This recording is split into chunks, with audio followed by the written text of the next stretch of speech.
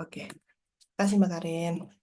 Bismillahirrahmanirrahim. Assalamualaikum warahmatullahi wabarakatuh. Salam sejahtera bagi teman-teman kita semua yang ada di Ankara, yang ada di Istanbul, yang ada di Düzce, yang ada di Sakarya, dan seluruh kota di Turki, komunitas-komunitas WNI, warga negara Indonesia yang berada di Turki pada siang hari ini yang menjadi partisipasi dalam acara kegiatan webinar hidroponik merawat tanaman herbal dan sayur di rumah. Terima kasih sekali. Sebelumnya pertama-tama Alhamdulillah, mari kita ucapkan puji dan syukur kepada Allah Subhanahu wa Ta'ala yang telah memberikan kami kesehatan, kita kesempatan, rezeki umur, rezeki kesehatan, waktu yang berlimpah, serta kemampuan untuk bisa menimba ilmu yang sangat yang bermanfaat pada siang kali ini, juga kepada Rasulullah, Nabi kita, dan serta kepada Tuhan pada masing-masing kepercayaan dari para peserta. Selain itu kita juga mau mengucapkan terima kasih buat Mas Agam, Mas Akbar, makasih banyak yang udah meluangkan waktunya yang sibuk nih untuk bisa terima undangan kita untuk jadi pembicara pada siang kali ini. Makasih, Masya Allah, makasih banget loh Mas, udah Terima mau kasih banyak berbagi. juga Nisa. Sama-sama. Ya, makasih. Pak dosen, apa kabar Pak dosen? Junior yuk. Mas Akbar, apa kabar Mas Akbar? Sehat? Alhamdulillah sehat. Sorry banget Bu Nisa kalau saya terdistraksi ada kucing soalnya ini lagi mainan. Kucingnya juga mau ikutan. Iya, turun. Nggak apa-apa, nggak apa-apa. Pesertanya nggak lintas lintas makhluk gitu ya. Oke. Teman-teman sama teman-teman GIA, teman-teman dari DWP, teman-teman dari MII, teman-teman dari Rania, dari Gendis, PPI Ankara, sama dan berbagai komunitas yang hadir turut menjadi undangan peserta di acara webinar kali ini. Terima kasih kembali, sangat-sangat kami ucapkan atas kehadiran antusias teman-teman semua untuk bisa yuk kita menimba ilmu tentang gimana sih cara merawat tanaman hidroponik maupun yang media tanah di pada kesempatan kali ini. Kita webinarnya formal informal aja ya, santai tapi nggak harus yang gimana banget. Yang penting ilmunya tersampaikan, tips maksudnya tips manfaat dan tujuan dari webinar tersampaikan. Insya Allah ini investasi kita ke depan untuk bisa apa ya,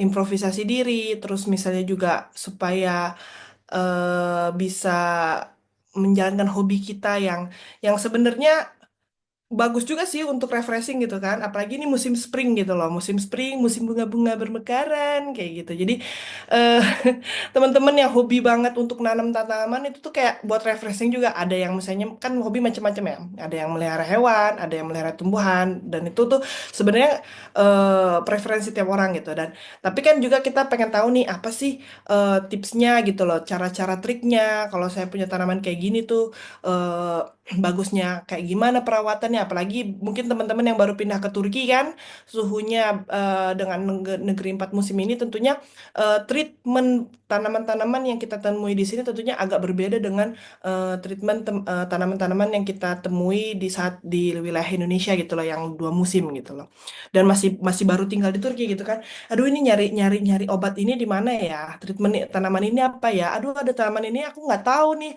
baru ketemu di Turki, di Indonesia aku nggak tahu terus treatmentnya kayak gimana dan seterusnya. Itu pasti kita akan bahas, insya Allah akan bahas di webinar kali ini. Kita tanya sama pakar-pakarnya, Mas Akbar, Mas Agam. Mas Akbar ini sebelumnya sudah pernah jadi pembicara juga ya Mas ya, untuk perkenalan hidroponik di kepengurusan Gia tahun lalu, beberapa tahun yang lalu gitu ya, lah, beberapa tahun yang lalu.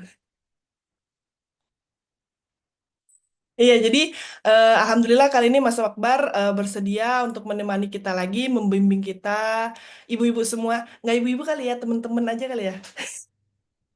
Betul ya Mbak ya. Oke. Kalau Mas Agam ini udah yang bagian profesional, beliau Oke. adalah dosen di Undip. Ya Mas ya, maaf, correct me if I'm wrong gitu ya. Antum dosen di Undip kan ya? Ya, junior bos junior.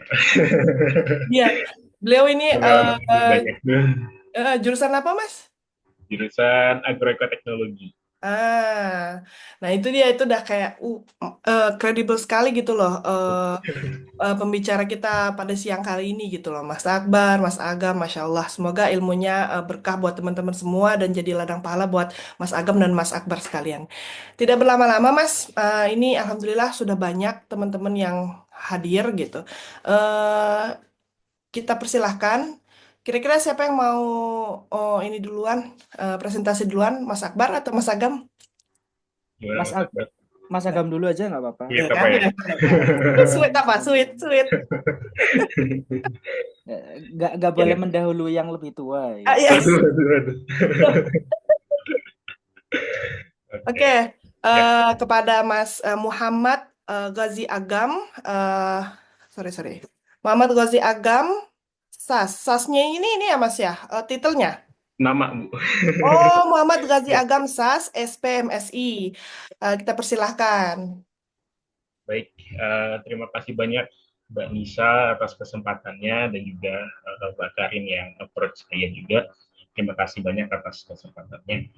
Jadi mohon izin teman-teman gitu ya Bu ya. Gitu ya Bu ya. Teman-teman semua, ibu-ibu kakak semua, di sini mungkin saya ingin sharing-sharing gitu. Mudah-mudahan uh, bukan bermaksud untuk menggurui, tapi mudah-mudahan ini bisa menjadi pemantik pemantik diskusi lebih lanjut nantinya di grup seperti itu. Mungkin saya izin share screen dan juga mohon maaf saya tidak bisa pakai uh, virtual background-nya karena nggak solid belakangnya. Background belakangnya tidak solid. Oke, baik. Uh, ya. Bismillahirrahmanirrahim. Assalamualaikum warahmatullahi wabarakatuh. Uh, Terima kasih atas kesempatannya di siang hari yang di Ankara. Alhamdulillah cerah setelah kemarin beberapa kali hujan. Uh, Mudah-mudahan ini jadi berkah kita semua di pertemuan yang berbahagia ini. Insya Allah saya ingin berdiskusi lebih lanjut terkait dengan bagaimana sih cara merawat tanaman di rumah, kayak gitu pada umumnya. Uh, tapi mungkin karena kebetulan saya juga baru belum ada 1 tahun di Turki ini, tentunya belum banyak pengalaman terkait bagaimana sih cara merawat tanaman di Turki dengan iklim dan lingkungan di Turki seperti itu. Dan mudah-mudahan ini menjadi pembahasan berikutnya nanti di diskusi-diskusi lebih lanjut lagi di grup seperti itu.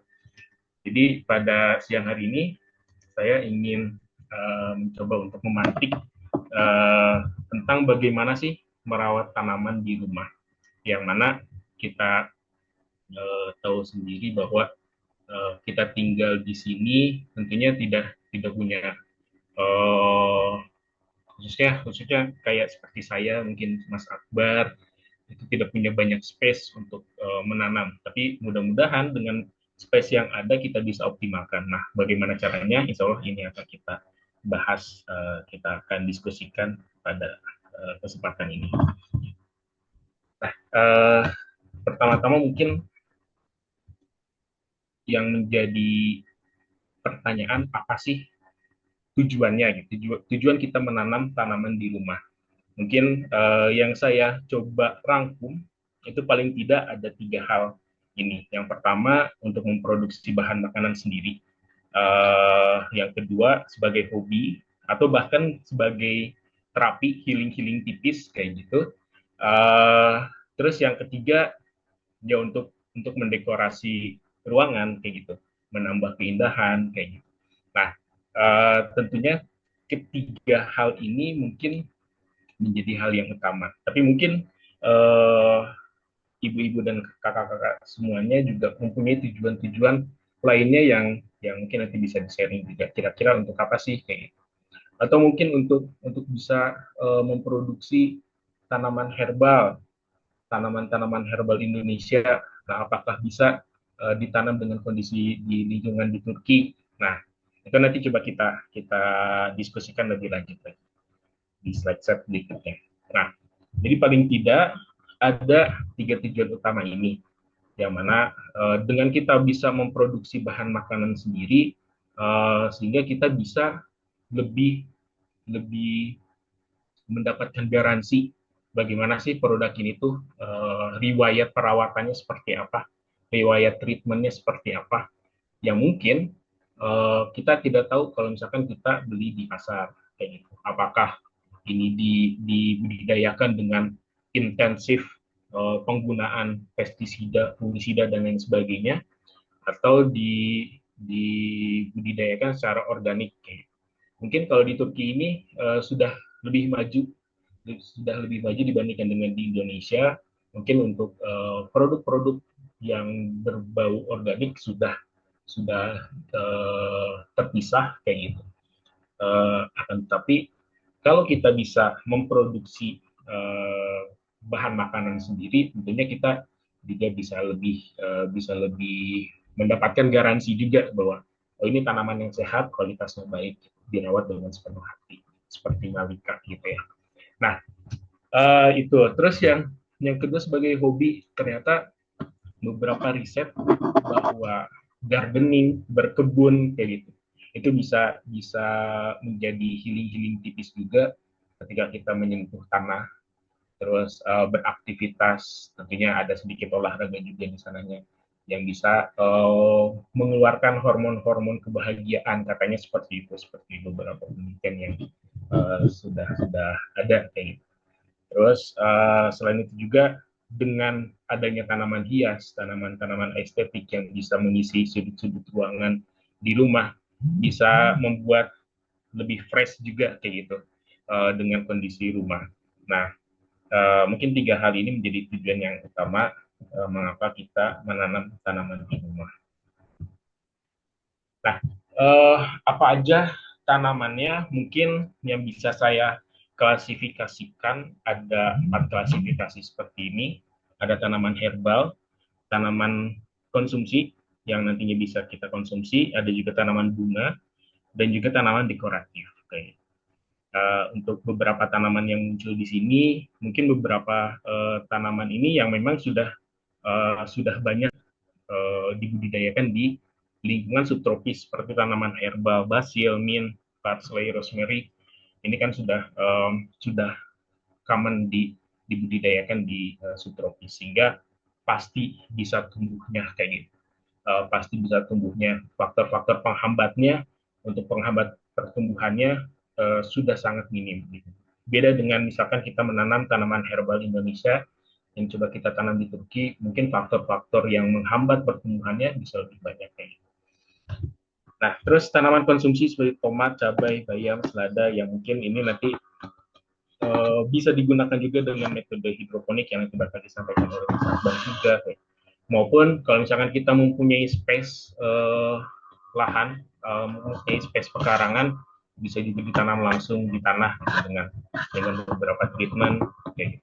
Atau bisa juga kita tanam di indoor, tapi tentunya dengan nanti memperhatikan beberapa faktor pendukung dari pertumbuhan. Terus ada tanaman bunga matahari yang ini nantinya bisa jadi refreshing juga melihat keindahan-keindahan tanaman bunga kayak gitu. Tapi hasilnya bisa kita manfaatkan juga. Tanaman dekoratif untuk mengisi pojok-pojok ruang, sudut-sudut ruang juga bisa kita manfaatkan juga. Selanjutnya, nah, bagaimana sih perawatan tanaman untuk mendapatkan pertumbuhan yang optimal? Kita mulai dari 3 pertanyaan pendahuluan terlebih dahulu, yaitu bagaimana sih, apa aja sih faktor yang mempengaruhi pertumbuhan dan perkembangannya. Yang ini perlu kita ketahui juga, dan saya yakin ibu-ibu dan juga rekan-rekan semua juga sudah umumnya sudah mengetahui apa aja sih faktor-faktor yang mempengaruhi pertumbuhan dan perkembangan si tanaman ini. Terus bagian tanaman mana yang kemudian nantinya akan dipanen atau diutamakan. Karena ketika kita sudah mengetahui, oh bagian tanaman ini yang nantinya akan kita panen, yang nantinya akan kita manfaatkan, tentunya perlakuan yang nanti kita berikan juga perlu kita sesuaikan. Kayak gitu. Contohnya, yang dipanen adalah bagian daunnya, berbeda dengan treatment yang diberikan berbeda dengan yang dipanen bagian buahnya kayak gitu. Nah, nanti akan kita bahas gitu. Terus pertanyaan yang ketiga, bagaimana manajemennya, manajemen pemberian nutrisinya untuk tanaman berdasarkan fase pertumbuhan dan perkembangan. Jadi mungkin di sini saya menggunakan istilah fase pertumbuhan dan perkembangan. Pertumbuhan itu fase vegetatif, fase perkembangan adalah fase ketika si tanaman itu berbunga gitu ya, berbunga dan dipanen buahnya gitu. Pada akhirnya dipanen buahnya. Nah, mungkin itu tiga pertanyaannya yang kemudian akan coba kita diskusikan. Nah, faktor apa aja sih yang mempengaruhi pertumbuhan dan perkembangan tanaman? Saya yakin ibu-ibu dan rekan-rekan semua juga sudah mengetahui beberapa hal ini. Yang pertama, cahaya matahari.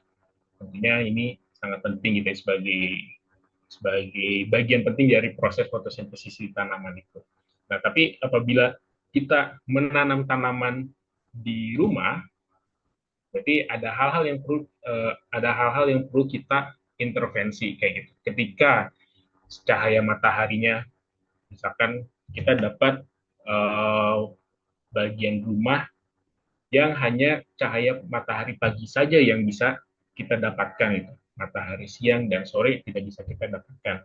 Tentunya ini kita perlu adjust, kita perlu disesuaikan dengan kebutuhan dari si tanaman. Karena si tanaman ini bukan hanya sekedar memerlukan cahaya matahari saja, tapi lama penyinarannya juga menjadi sangat penting. Kualitas cahayanya juga menjadi sangat penting. Maka dari itu mungkin sekarang ibu-ibu dan rekan-rekan semua juga mengetahui ada indoor farming yang ditambah cahaya dari LED gitu, dari lampu, yang mana ya tujuannya untuk memenuhi kebutuhan dari si tanaman tersebut kayak gitu. Terutama panjang atau lama penyinaran mataharinya. Kayak gitu. Jadi ini yang perlu kemudian kita ketahui kondisi di rumah kita seperti apa, seberapa lama cahaya matahari itu bisa didapatkan oleh tanaman. Nah, kurangnya berarti kita perlu intervensi dengan penambahan cahaya dari lampu LED, cahaya dari lampu UV, gitu yang bisa mendukung pertumbuhan tanaman. Terus yang kedua, air, kelembaban tanah, dan juga udara. Seperti yang kita ketahui juga, mungkin kalau di Indonesia dengan kelembaban yang sangat tinggi, menjadi kondisi nyamannya si tanaman untuk tumbuh kayak gitu. Tapi di Turki ini dengan kelembaban udara yang rendah, kering kayak gitu. Ini tentunya menjadi perhatian kita juga untuk melakukan intervensi-intervensi dalam mengoptimalkan kondisi lingkungan pertumbuhan si tanaman. Tentunya dengan penyiraman yang tepat, jumlah yang tepat, ini bisa menjadi hal yang diperlukan juga. Terus bukan hanya menyiram bagian tanahnya saja, tapi menyemprot lingkungan tumbuhnya agar tercipta kelembaban di lingkungan daunnya agar daunnya tidak kering, juga itu diperlukan juga. Menyemprot bagian-bagian daun dengan air atau bahkan dengan tambahan nutrisi pupuk daun itu menjadi penting juga gitu untuk menjaga kelembaban dari permukaan daunnya juga. Suhu dan lingkungan, yang selanjutnya suhu dan lingkungan ini sangat penting juga, mengingat di Turki ini 4 musim kayak gitu, 4 musim berbeda dengan di Indonesia. Kalau di Indonesia mungkin menanam bisa sepanjang tahun asalkan kondisi air bisa tercukupi. Tapi kalau di Turki dengan suhu pada musim-musim tertentu yang bisa drop hingga minus berapa derajat kayak gitu, sehingga diperlukan waktu-waktu khusus untuk menanam. Nah, contohnya mungkin sekarang ini menjadi waktu yang sangat tepat kayak gitu untuk menanam dengan musim yang seperti ini, dengan rentang suhu mungkin sekarang berkisar 15 derajat sampai dengan 20 derajat, atau mungkin nanti di saat panasnya bisa 30 derajat ke atas. Nah, ini menjadi kondisi yang ideal untuk pertumbuhan dari tanaman. Jadi pada musim-musim tertentu kita bisa optimalkan. Terus yang selanjutnya kondisi fisik tanah. Kondisi fisik tanah ini nanti berhubungan dengan bagian yang akan kita panen juga. Seperti misalkan kita ingin menanam bit, tanaman bit memerlukan kondisi tanah yang gembur, membutuhkan kondisi tanah yang bukan hanya sekedar tanah, tapi ada campuran pasirnya sehingga membuat pori-pori dari media tanam itu baik. Nah itu juga bisa menjadi perhatian yang diperlukan juga. Terus udara, sirkulasi udara ketika kita menanam, contohnya tanaman yang dekoratif tadi, tetap sirkulasi udara diperlukan, terus menggemburkan tanah untuk memberikan ruang pada akar untuk mendapatkan oksigen itu juga diperlukan juga.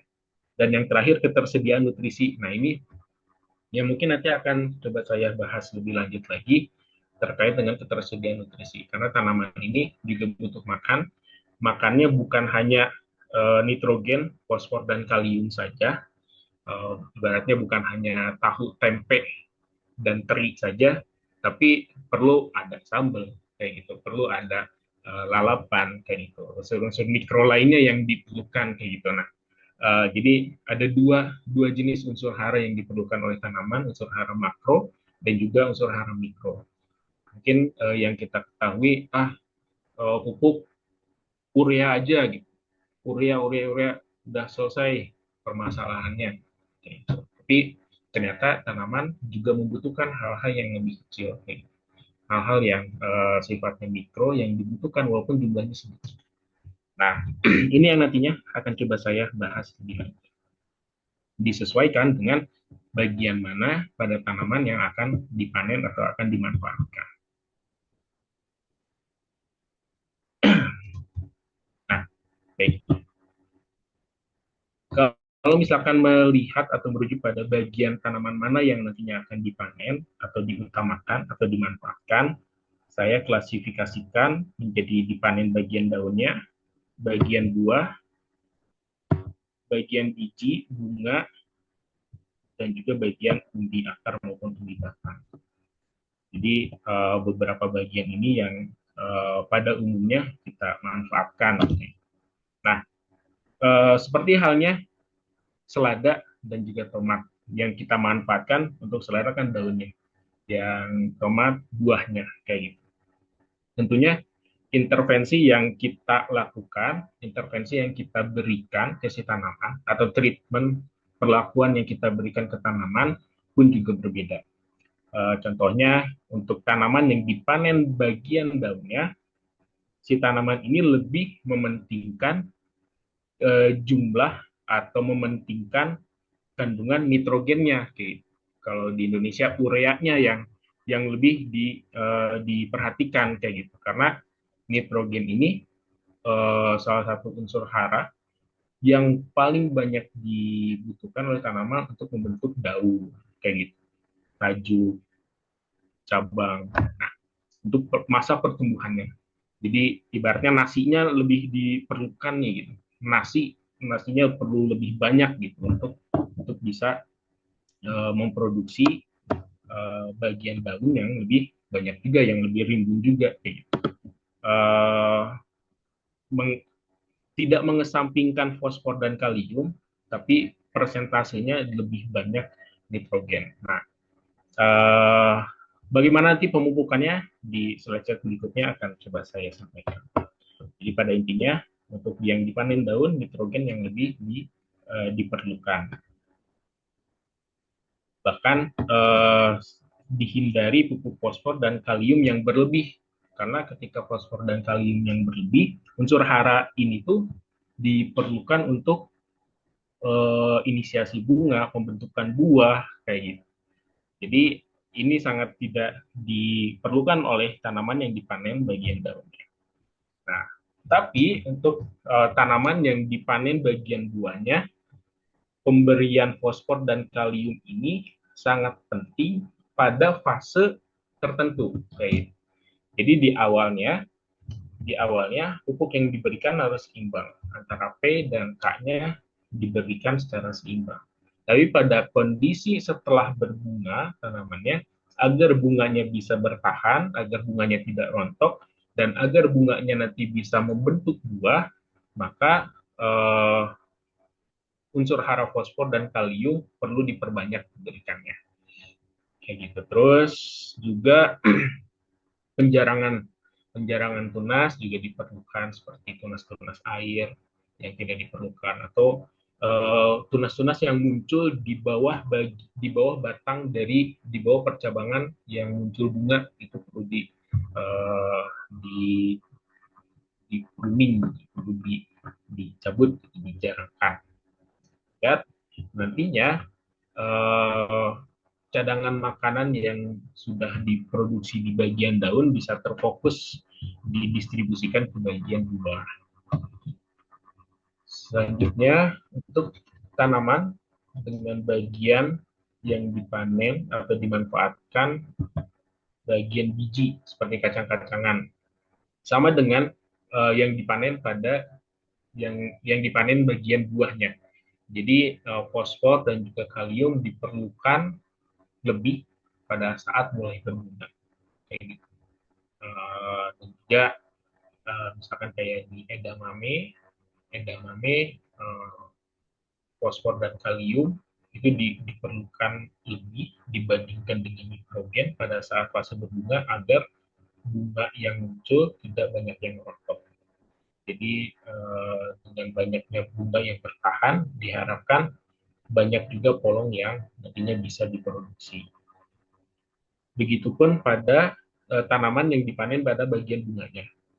Jadi pada intinya untuk yang memerlukan masuk ke fase generatif atau fase berbunga, fosfor dan kalium ini tuh diperlukan lebih gitu dibandingkan dengan tanaman yang hanya dipanen pada bagian daunnya saja. Untuk yang dipanen pada bagian umbi dan akar, yang lebih diutamakan adalah media yang digunakannya. Media yang digunakannya harus memiliki pori-pori yang lebih tinggi kayak gitu. Jadi tidak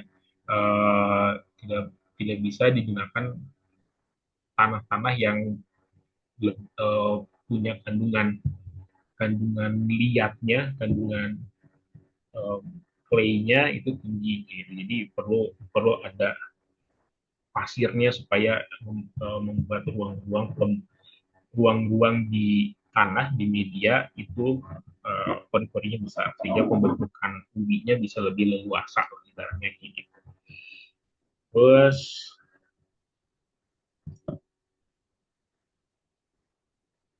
nah ini yang akan saya coba eksplor lebih jauh lagi terkait dengan bagaimana pemberian nutrisinya tadi sesuai dengan fase pertumbuhan dan perkembangannya. Kalau yang saya temukan di Turki ada AB mix ini, kayak gitu, ada AB mix. Mungkin kalau di Indonesia kita bisa mudah mendapatkannya di toko-toko pertanian. Tapi untuk saat ini saya belum tahu toko pertaniannya ada di mana. Jadi coba eksplornya lewat Trendyol kayak gitu. Nah, mudah-mudahan ini kebetulan saya sama Mas Akbar lagi iseng-iseng juga untuk nanam dan mudah-mudahan ini udah sampai AB mix-nya maka nanti akan kita coba. Nah, untuk pemupukan ini AB mix memang biasanya digunakan untuk tanaman dengan metode penanaman hidroponik. Tapi AB mix ini juga bisa kita gunakan ketika kita ingin menanam dengan metode penanaman menggunakan tanah atau menggunakan media-media lainnya. Karena di AB mix ini unsur hara makro dan mikronya tadi yang diperlukan sama tanaman itu tersedia semuanya kayak gitu. Unsur hara makro yang sejumlah unsur hara makro dan mikro yang sejumlah 16 unsur hara itu tersedia semuanya kayak gitu. Jadi ini bisa kita gunakan untuk memperkaya nutrisi yang bisa diserap oleh tanaman kayak gitu. Nah, cara pengaplikasiannya bagaimana? Untuk tanaman-tanaman yang dipanen pada bagian daunnya, jumlah larutan A dan jumlah larutan B diberikan seimbang. Diberikan seimbang, eh, nanti dilarutkan ke dalam air kayak gitu. Misalkan untuk 1 liter air ditambahkan 2 mili A dan juga 2 mili B kayak gitu. Nanti dicek konsentrasinya menggunakan alat uh, ecmeter itu untuk tanaman yang dipanen bagian daunnya di range antara 600 sampai dengan 800 ppm kayak gitu. Tidak lebih dari 800 ppm yang eh, diberikan ke tanaman, nantinya setelah dicampur dengan air kurang lebih sekitar 500 mili atau sebotol segelas aqua aqua gelas, segelas aqua untuk 1 pot. Jadi itu udah cukup eh, diberikan setiap harinya.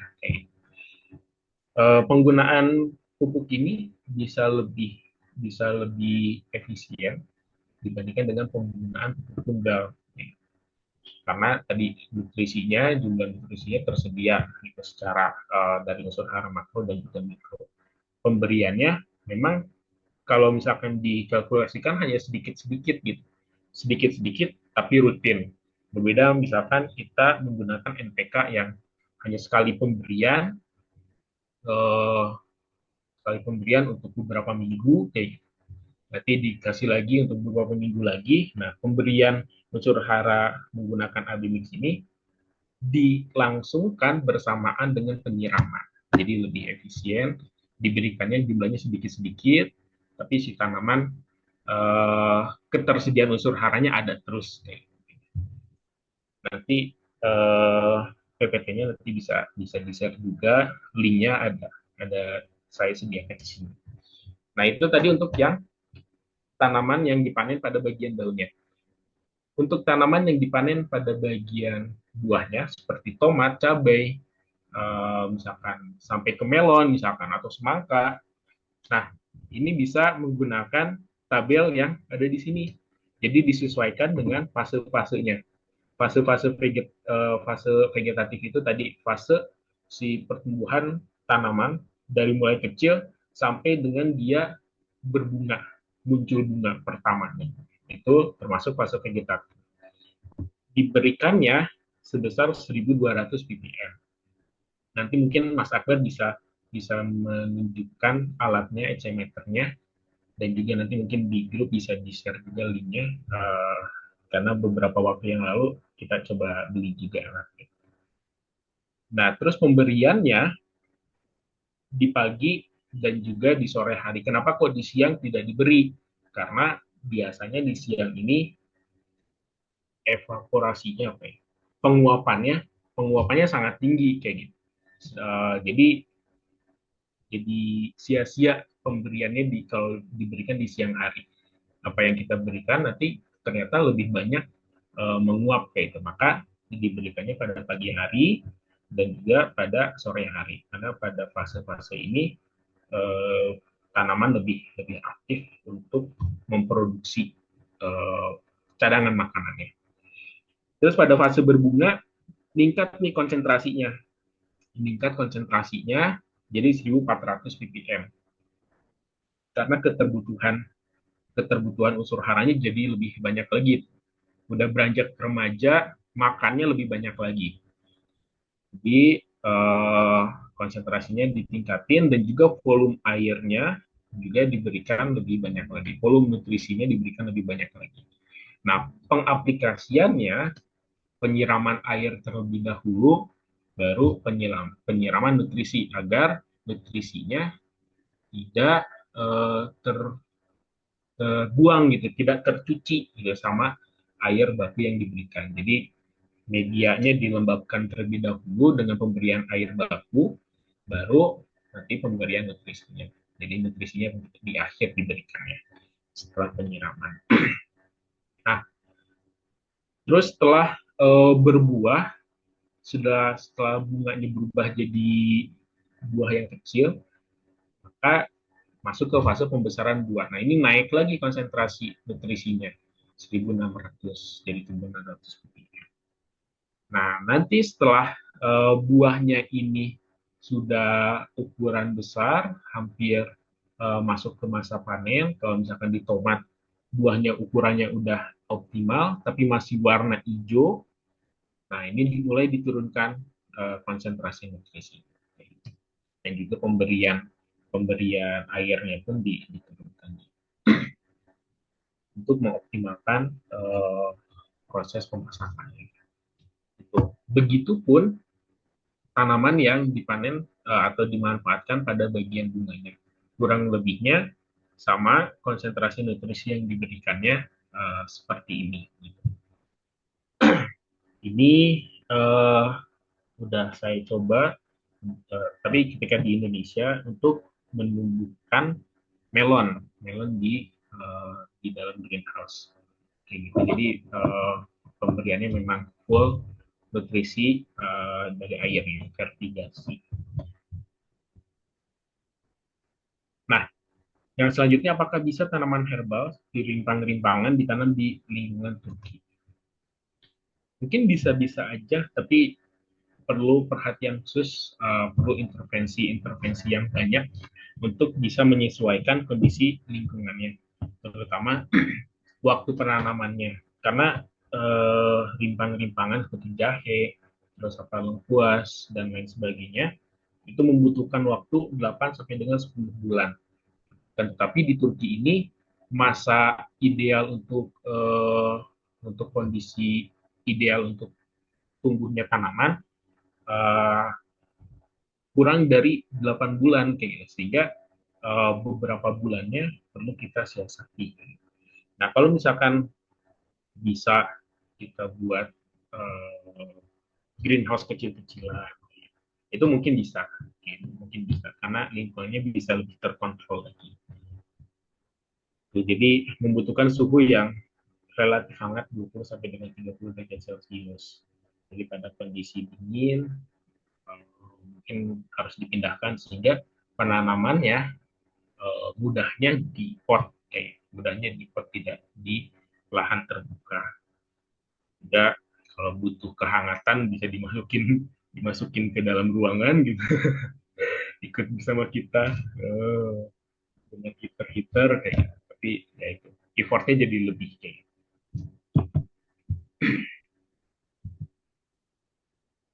Nah, terus apa yang bisa menjadi solusi untuk pemenuhan makan bernutrisi tinggi dari hasil berkebun di rumah? Nah, kalau saya sih berpikirnya ada yang namanya microgreens. Microgreens ini tanamannya seperti ini.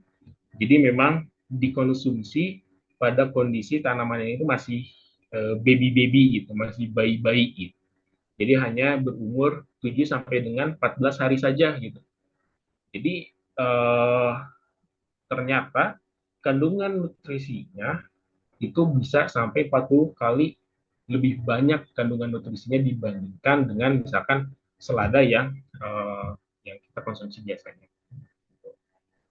Dan juga waktu pemanenannya bisa lebih singkat, jadi kita bisa mengatur kapan ini akan kita konsumsi kayak gitu.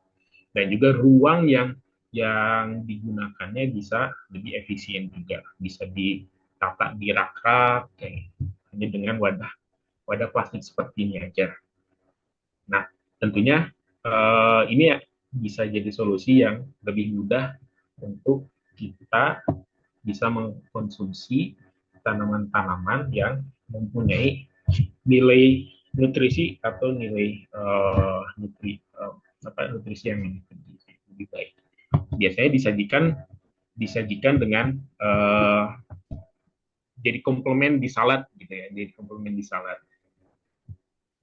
Tapi tetap juga memerlukan tanaman-tanaman yang besar. Ini hanya sebagai komplement untuk pemenuhan nutrisi yang lebih baik saja. Nah, contohnya ada kubis merah. Kubis merah untuk mikrogrennya bisa sampai 40 kali lebih tinggi dibandingkan dengan kubisnya gitu. Kubis besarnya. Vitamin C-nya bisa 6 kali lipatnya.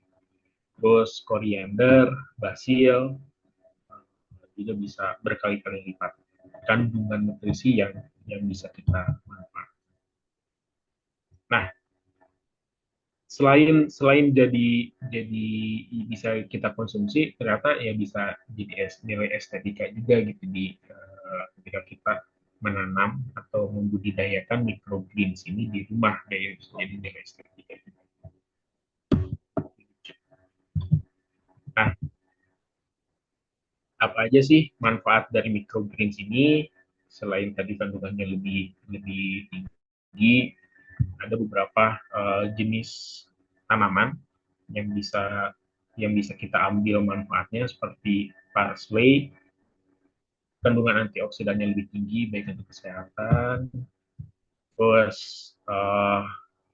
brokoli, bayam, kale, baik bayam hijau maupun bayam merah. Kalau dulu saya sukanya nanam microgreens bayam merah karena satu tanaman saya tanam di lahan untuk memproduksi benihnya saja, untuk memproduksi bijinya, kemudian bijinya yang saya panen, saya tanam untuk microgreens kayak gitu. Jadi terus bisa dikonsumsi setiap hari, diatur pola tanamnya. Ini contoh contoh bagusnya, contoh bagusnya di rak-rak seperti ini dengan lampu dan juga full seperti nutrisi hidroponik juga. Gitu. Nah, dan ternyata setelah saya coba cari-cari di marketplace-nya Turki, ada nih satu satu marketplace yang menyediakan benih-benih untuk kebutuhan microgreens. Karena benih-benih yang ditanam untuk microgreens ini, kalau dibilang khusus, ya khusus-khusus banget, tapi lebih diutamakan adalah benih-benih yang organik. Karena benih-benih yang komersial lainnya itu biasanya dilapisi sama fungisida kayak gitu. Nah, takutnya ketika kita budidayakan microgreens, residu fungisidanya ini tuh masih menempel sehingga diperlukan benih-benih yang organik yang tidak dilapisi sama fungisida. Ini ada linknya sudah saya sediakan juga, bisa dicoba. Ada beberapa jenis tanaman yang bisa ditumbuhkan dengan mungkin itu kurang lebihnya pantikan diskusinya. Insya Allah diskusi lebih lanjutnya bisa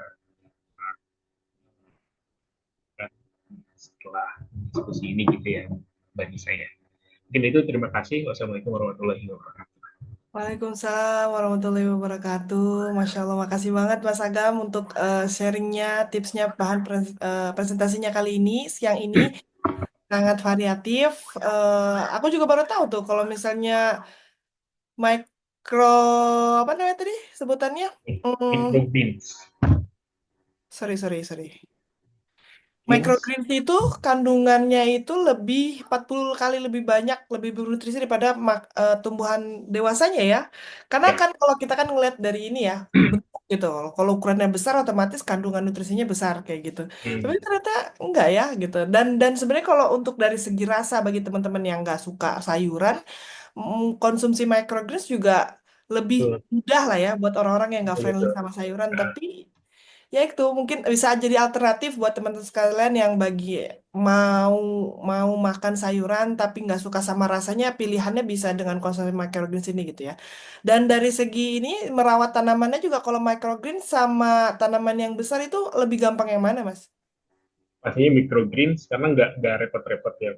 Kayak misal Hmm. baratnya cuma butuh wadah, kasih media misalkan entah itu kokopit atau uh, tanah, Hmm. atau misalkan kalau dulu kita prakteknya di kapas gitu waktu SD Oh, SMP. oh itu tuh maksudnya kacang-kacang kecambah itu microgreens Nah, ya, Mas ya? iya, asalkan yang membedakan kalau misalkan di kita kan ada toge gitu ya. Iya, Ada iya. toge. Kalau di toge kan kita tumbuhkan pada kondisi gelap. Ah, Tapi kalau microgreens ini tetap membutuhkan cahaya. cahaya. Oke, oke, oke. Jadi bisa Iya. dengan substrat kapas kayak gitu atau substrat-substrat lainnya juga bisa. eh, Kalau misalnya pakai kapas yang basah ya, itu jatuhnya apa? Hidroponik apa tipikal tanaman apa tuh kalau kayak gitu tuh? Eh, Microgreens atau tanaman itu kan hanya hanya perbedaannya umur umur panennya. Oke, oke, Nah, oke. pokoknya yang dipanen pada fase baby, nah itu microgreens kayak gitu. Microgreens. Oke, oke, oke, oke. Siap, siap. Nanti untuk teman-teman semua, kalau ada mau pertanyaan buat materinya Mas Agam, bisa di-save dulu atau mungkin langsung dituliskan aja di kolom chat. Kira-kira apa aja yang mau ditanyakan terkait materi yang tadi Mas Agam sampaikan. Sambil nanti kita berlanjut ke sesi materi dari Mas Akbar. Nanti setelah di akhir sesi kita akan kasih sesi tanya jawab buat teman-teman semua. Boleh banget via chat atau misalnya langsung di-floorkan pertanyaannya dari teman-teman semua supaya lebih interaktif ya Mas ya gitu. Jadi lebih seru gitu tanya jawabnya. Karena Kak ini kan sesuatu yang sebenarnya praktek jadi harus kalau nggak nanya ya nggak sekarang kapan lagi dapat kesempatan nanya sama pakarnya ya kan gitu loh. Ya bisa sih nanti kita nanya via via WhatsApp internet cuman kan apa sorry sorry via WhatsApp platform WhatsApp cuman kan lebih afdolnya gitu loh mumpung ada pakarnya nih yuk yuk kita tanya kayak gitu. Mas jadi tanaman aku jamuran ini gimana? Terus tadi apa sih obat-obat tadi tuh nutrisi itu tuh linknya beli di mana takarannya kalau misalnya aku lupa kayak gitu-gitu kayaknya lebih lebih lebih kondusif kita nanya sekarang kayak gitu. Oke, selanjutnya kita persilahkan buat Mas Akbar, guru kita yang sudah senior sejak tahun lalu, membersamai kita, membimbingi kita untuk untuk sharing tips memperkenalkan gimana sih cara menanam tanaman hidroponik. Ya kalau misalnya untuk perkenalan teman-teman semua mungkin karena mungkin sebagian ini adalah pecinta tanaman ya, hidroponik tuh sudah familiar gitu loh. Nah, ini merupakan kelanjutan seriesnya webinar di tahun sebelumnya, sebelumnya perkenalan, terus cara perawatan. Nah, sekarang ini tuh lebih intens lagi khusus kepada perawatan kemarin bagi-bagi teman-teman yang kemarin udah intens dan concern banget untuk nanam tanaman hidroponik. Nah, lanjutannya gimana nih? Kalau udah ditanam, oke, udah jadi nih berhasil. Terus supaya sustain atau misalnya perawatannya lebih oke itu kayak gimana ya? Kayak gitu. Nah, ini insya Allah akan terjawab oleh Mas Akbar pada webinar kali ini. Yuk, silakan Mas Akbar, kita persilahkan. Makasih Mas Agam. Jangan pergi dulu ya, Mas. Ya, Oke. Pak. Oke, thank you Bu Nisa. Selamat siang ibu-ibu semuanya. Saya panggilnya ibu-ibu aja deh. Karena karena kalau kalau sama Mas Agam oke lah umurnya nggak terlalu jauh. Kalau sama saya kayaknya tertautnya jauh sekali ya gitu. Saya kan setelah ulang tahun nih, Oke, selamat sore, selamat siang ibu-ibu semuanya. Terima kasih atas waktunya yang telah diberikan Bu Nisha dan dari teman-teman Gia semuanya. Seperti yang sudah disampaikan sebelumnya, memang pada tahun kemarin, 2023 ya kalau nggak salah, atau 2024 kemarin, saya ngisi apa namanya terkait masalah hidroponik seperti itu. Dan sebetulnya agak sedikit menyimpang nih gitu kan. Kalau misalnya dari ibu-ibu semua lihat dari gelar saya sarjana komputer kok malah tiba-tiba ngasih apa sih namanya ngasih materi terkait hidroponik seperti itu. Nah, jadi asal muasalnya adalah memang saya itu dari dulu dari tahun 2019 hingga sampai saat ini pun saya masih berkecimpung dengan tanaman. Jadi memang secara spesialisasi saya fokus ke tanaman hidroponik lebih tepatnya karena tanaman hidroponik itu bisa dikatakan mudah untuk di apa namanya maintenance. Ya sebetulnya nggak ada bedanya sama sekali antara tanaman yang apa namanya menggunakan media tanah dengan menggunakan media air. Cuman secara estetika, secara apa namanya ringkas kayak gitu kan lebih lebih gampang dengan hidroponik dibandingkan dengan yang tanaman tanah seperti itu. Mungkin aku bakal share screen terlebih dahulu. Sebelumnya saya mohon maaf banget, sebetulnya saya nggak nyiapin materi, cuman ada satu PPT yang agak sedikit menyesuaikan dengan saya seperti itu. Jadi saya dapat materi ini seperti itu ya, ibu-ibu semuanya. Jadi sebetulnya kita udah tahu semuanya ya terkait masalah hidroponik itu seperti apa. Hidroponik itu secara garis besar adalah apa namanya metode ya, metode dalam pencocokan mencocok tanam, bercocok tanam itu menggunakan media air sebagai media ini ya tanamnya seperti itu. Yang awalnya kita biasanya menggunakan tanah sebagai media tanam karena kita memiliki hal yang mungkin nggak mau kotor dan lain sebagainya seperti itu, jadi bisa menggunakan yang namanya media air dalam pembuatan tanaman seperti itu.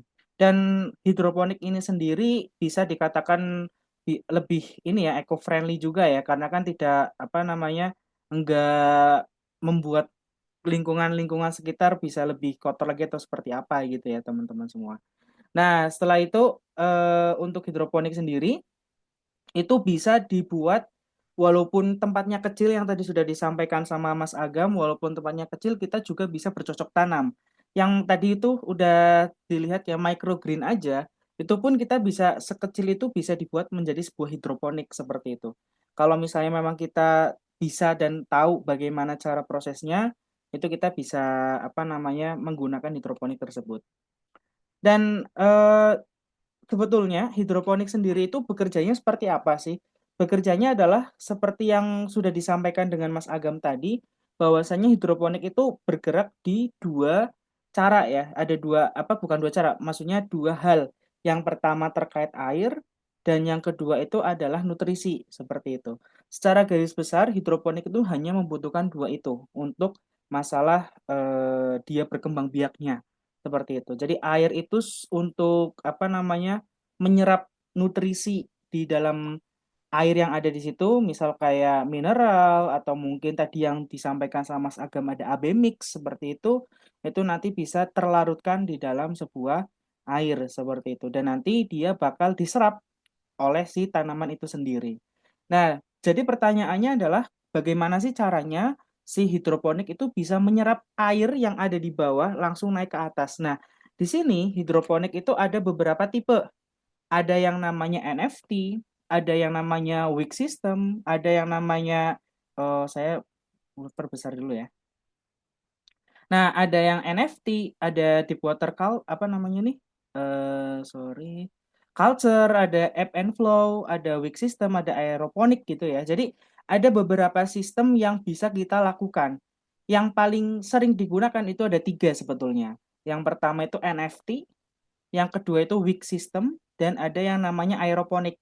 Jadi dari ketiga ini itu yang sudah diimplementasikan di Indonesia, terutama seperti itu. Oh iya, saya sampaikan terlebih dahulu, sebetulnya kita sebagai warga negara Indonesia itu sangat bangga ya, karena di Indonesia sendiri itu pemerintah sudah menggalangkan dengan yang namanya KWT, Kelompok Wanita Tani. Jadi di masing-masing apa namanya di masing-masing kelurahan, masing-masing kecamatan itu pasti ada kelompok wanita tani KWT seperti itu. Dan itu sudah di apa namanya disosialisasikan bagaimana cara mencocok tanam, bagaimana cara mengubah sampah menjadi gas atau mungkin sampah menjadi pupuk seperti itu semuanya sudah ada di dalam KWT, kelompok wanita tani. Mungkin nanti kalau dari ini apa namanya inovasi ya Bu Nisha ya, selanjutnya Gelin ini bisa bikin KWT gitu kan, kelompok wanita tani seperti itu. Misal di rumah siapa kita nanam bareng-bareng gitu kan yang agak agak sedikit luas ya, apa balkonnya itu kan bisa untuk tanam masing-masing gitu kan. Itu salah satu contohnya aja. Jadi berawal dari sana ibu-ibu semuanya. Jadi saya kebetulan ibu saya itu salah satu anggota dari KWT. Nah, ibu saya mengeluhkan nih gimana sih kalau hidroponik nih biar nggak bolak-balik. Nah, itu kan jadi saya bikin otomatisasinya. Biar ibu saya nggak bolak-balik ke apa namanya kebun gitu kan. Tinggal lihat aja di HP, oh ternyata AB mix-nya kurang nih, kayak gitu kan. Nah, nanti tinggal diberikan secara langsung seperti itu. Itu untuk intermezzo aja, kita langsung masuk lagi ke apa namanya tipe-tipe hidroponiknya. Jadi ibu-ibu sekalian, di sini ada NFT, ada wick system, ada aeroponik. Perbedaannya apa? Sebetulnya semuanya tetap sama, menggunakan yang namanya media air seperti itu, tapi nanti kalau misalnya saya ada yang agak sedikit salah, tolong dibenarkan ya Mas Agam ya, karena agak sedikit lupa terkait teori seperti itu. Jadi untuk NFT sendiri biasanya kalau misalnya kita menggunakan pralon, itu pralon yang misalnya PVC gitu ya. Nah, NFT ini dia bakal secara langsung dia muter secara siklus. Jadi kalian kan biasanya kalau hidroponik kan dari atas turun ke bawah gitu kan, naik lagi ke atas seperti itu. Dan NFT ini dia itu apa namanya tetap apa kalau misalnya listriknya mati itu nggak ada air yang menggenang. Jadi seperti itu. Jadi kalau NFT itu dia bakal langsung turun ke bawah. Biasanya kalau perbedaan antara NFT dengan wig itu di bagian kemiringan. Biasanya kalau NFT itu nggak terlalu miring, tapi kalau wig itu agak sedikit miring. Biasanya seperti itu. Nah, di sini perbedaan antara NFT dengan wig system itu adalah di bagian genangan airnya. Kalau misalnya tanpa listrik itu berarti nggak genang kayak gitu, itu berarti masuknya ke NFT. Tapi kalau tiba-tiba kok ada air menggenang, biasanya di apa namanya ujung-ujung corong dari apa pralonya itu pasti ada ininya, ada lebih tinggi sedikit untuk pengaliran airnya. Nah itu dia bakal menggenang di apa namanya di pralonya itu. Nah itu masuknya ke weak system atau biasa disebut dengan DFT ya, Deep Film Technique seperti itu. Nah, setelah itu untuk aeroponik sendiri ini nol apa namanya? Nol biaya yang biasanya cuman beli bibitnya aja sih. Cuman beli bibitnya aja ya. Aeroponik ini hemat biaya banget karena kita bisa apa namanya? Panen sayur dan bisa panen ikan. Nah, ini. Jadi kita bisa di atasnya tanaman nanti saya akan share gambarnya ya. Di atasnya kolamnya itu ada hidroponiknya, di bawahnya itu ada kolam ikannya. Jadi apa namanya pupuk yang dari apa namanya kotoran dari ikan itu yang bakal menjadi pupuk naik ke atas seperti itu. Tapi ada minim apa namanya minusnya kita perlu yang namanya ekstraksi. Jadi nggak semua kandungan-kandungan yang ada di dalam kotoran ikan itu langsung bisa dijadikan pupuk seperti itu. Nah, itu yang menjadi agak sedikit bisa apa namanya agak sedikit kita mikir nih bagaimana cara ekstraksinya seperti itu biar difilter lagi biar lebih bersih. Jadi yang bisa digunakan untuk saat ini mungkin ibu-ibu semuanya kan balkon masih kosong ya. Itu bisa tuh dipasangin vertical garden gitu kan, dimasukin hidroponik. Nah, itu langsung Bunisha langsung lihat belakang gitu. Nah, itu bisa bisa ditempel ya, ditempel hidroponik gitu kan. Jadi nanti bisa muter gitu. Nah, itu bisa lebih oke lagi gitu kan. Jadi apa sih namanya? Kita punya program itu ketahanan pangan ya, seperti itu. Jadi yang katanya apa namanya? Semuanya itu perlu kita tersedia sendiri untuk keluarga kita sendiri seperti itu. Begitu ibu-ibu semuanya ya, untuk tipenya yang bisa kita apa namanya praktekkan secara langsung itu adalah NFT atau weak system ya. Jadi bisa langsung kita praktekkan nih bisa menggunakan kain perca. Kain perca itu kan kain yang ini ya, yang apa namanya yang udah dipotong-potong atau kain apa sih ya Mas namanya kain wig ya, namanya wig ya Mas ya, Mas Agam ya. Kalau nggak salah wig system itu dan bisa menggunakan yang namanya rock wool. Nah, itu yang apa namanya bisa kita gunakan seperti itu. Terus ini keuntungannya ya, keuntungannya sangat banyak sekali gitu ya. Kita nggak perlu apa namanya lahan yang luas gitu kan. Kita bisa menggunakan lahan yang kecil seperti itu dan 90% hanya mengandalkan air ya, nggak menggunakan tanah secara keseluruhan walaupun kita bisa mengkombinasikan antara tanah dengan air seperti itu, tapi secara apa namanya? Secara secara umum gitu ya, kita hanya menggunakan air saja seperti itu. Lalu yang ketiga itu ini ya, pestisida ya, disease ya. Enggak terlalu banyak ada penyakit yang mendasar seperti itu untuk masalah hidroponik sendiri. Dan pertumbuhannya juga lebih cepat dibandingkan dengan misalnya kita menggunakan media tanam lainnya seperti itu, ibu-ibu semuanya. Nah, tapi kalau misalnya hidroponik, nah ini nih yang agak sedikit apa namanya kita perlu belajar sedikit ya bagaimana sih cara kita berhidroponik seperti itu. Yang pertama adalah pasti cost-nya itu cost yang dalam tanda kutip misalnya kayak adalah mati lampu atau apa, itu yang perlu kita pikirkan. Makanya beberapa metode hidroponik itu udah diberikan solusinya. Misalnya kayak saya nggak mau apa namanya nanti tiba-tiba mati lampu seperti itu. Nah, kita bisa pakai DFT seperti itu kan. DFT kan dia masih ngambang tuh sampai nanti lampunya nyala baru dia ngalir lagi. Itu bisa seperti itu. Jadi ini challenge-nya itu ketika udah gede ya, ibu-ibu semuanya yang benar-benar udah gede banget seperti itu. Terus ada penyakitnya, kalau misalnya penyakit ini lebih ke apa manajemennya aja sih lebih tepatnya ya, bagaimana cara perawatannya seperti itu. Terus nah ini yang kita bisa lihat ya, bahwasanya penggunaan dari hidroponik ini sendiri apa namanya bisa lebih enak banget nih teman-teman. Sorry, ini ternyata grow speednya masih oke traditional farming ya, tapi kita bisa mengakali menggunakan hidroponik, salah satunya penggunaan dari lampu LED tadi yang disampaikan sama Mas Agam seperti itu. Oke, saya bakal kasih contohnya. Nah, terus hidroponik itu sendiri itu kan perlu ada beberapa hal yang perlu diperhatikan ya. Jadi step yang pertama adalah kecambah dulu, pengencambahan. Yang awalnya itu kita bisa menggunakan yang namanya rock wool. Ini kalau misalnya kita cek ya, rock wool di apa namanya? Rock wool hidroponik ya. Nah, seperti ini teman-teman semua.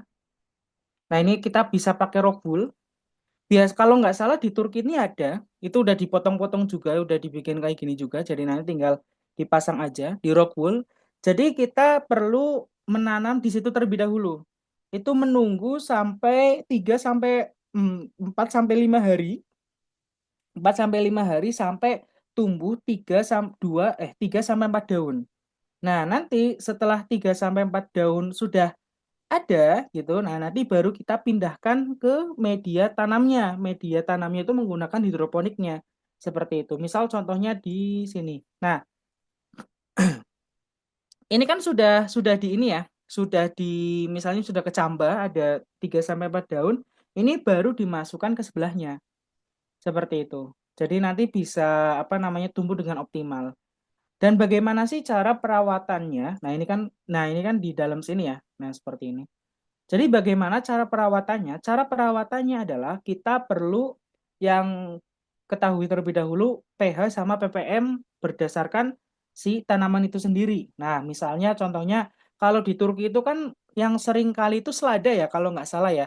Selada sama pakcoy gitu. Atau mungkin ya bayem, bayem pun juga bisa. Nah, ini kan misalnya yang biasa ibu-ibu beli di apa namanya? Di Ayusbir atau Yunus gitu kan. Nah, itu bisa bisa kita cari bibitnya sebetulnya. Nah, ini misalnya contohnya kayak apa? Pakcoy. Pakcoy itu pH-nya 7 sampai 1050 atau 1400 ppm. ppm ini ya apa namanya satuan kadar nutrisi ya ibu-ibu semuanya ya. Jadi kan tadi sudah disampaikan sama Mas Agam bahwasanya kita juga bisa menggunakan yang namanya AB mix ya. Seperti itu. Jadi itu kita bisa ukur ppm-nya itu seberapa gitu ya, ibu-ibu semuanya. Lalu juga pH-nya. pH ini itu bisa apa namanya bisa kita atur. Biasanya itu ada pH untuk menaikkan sama pH untuk menurunkan. Itu biasanya dari toko-toko apa namanya? Toko-toko tanaman itu pasti ada. Biasanya seperti itu. Dan bagaimana sih cara pengecekannya seperti itu? Nah, tadi sudah disampaikan sama Mas Agam. Ini, oh ya, saya stop screen dulu aja, biar kelihatan ya. Nah, ini ibu-ibu semua, kelihatan nggak ya? Nah, ini, saya nyalakan dulu.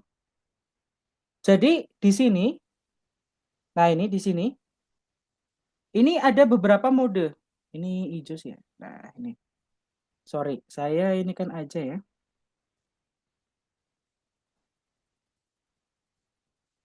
Ini ada beberapa mode, ada untuk garam, oh nggak kelihatan ya. Nah, ini ada untuk garam, sorry, ini aja dah. Mana nih ya? Nah, ini. Oh, ini juga nggak kelihatan, astagfirullah. Oke, saya ini ada nyari di internet ya, nggak kelihatan nih. Sebentar. Saya kemarin itu sudah beli sama Mas Agam multifunction eh, pH ppm. Nah, ini alatnya, ibu-ibu semua. Nah, ini seperti ini.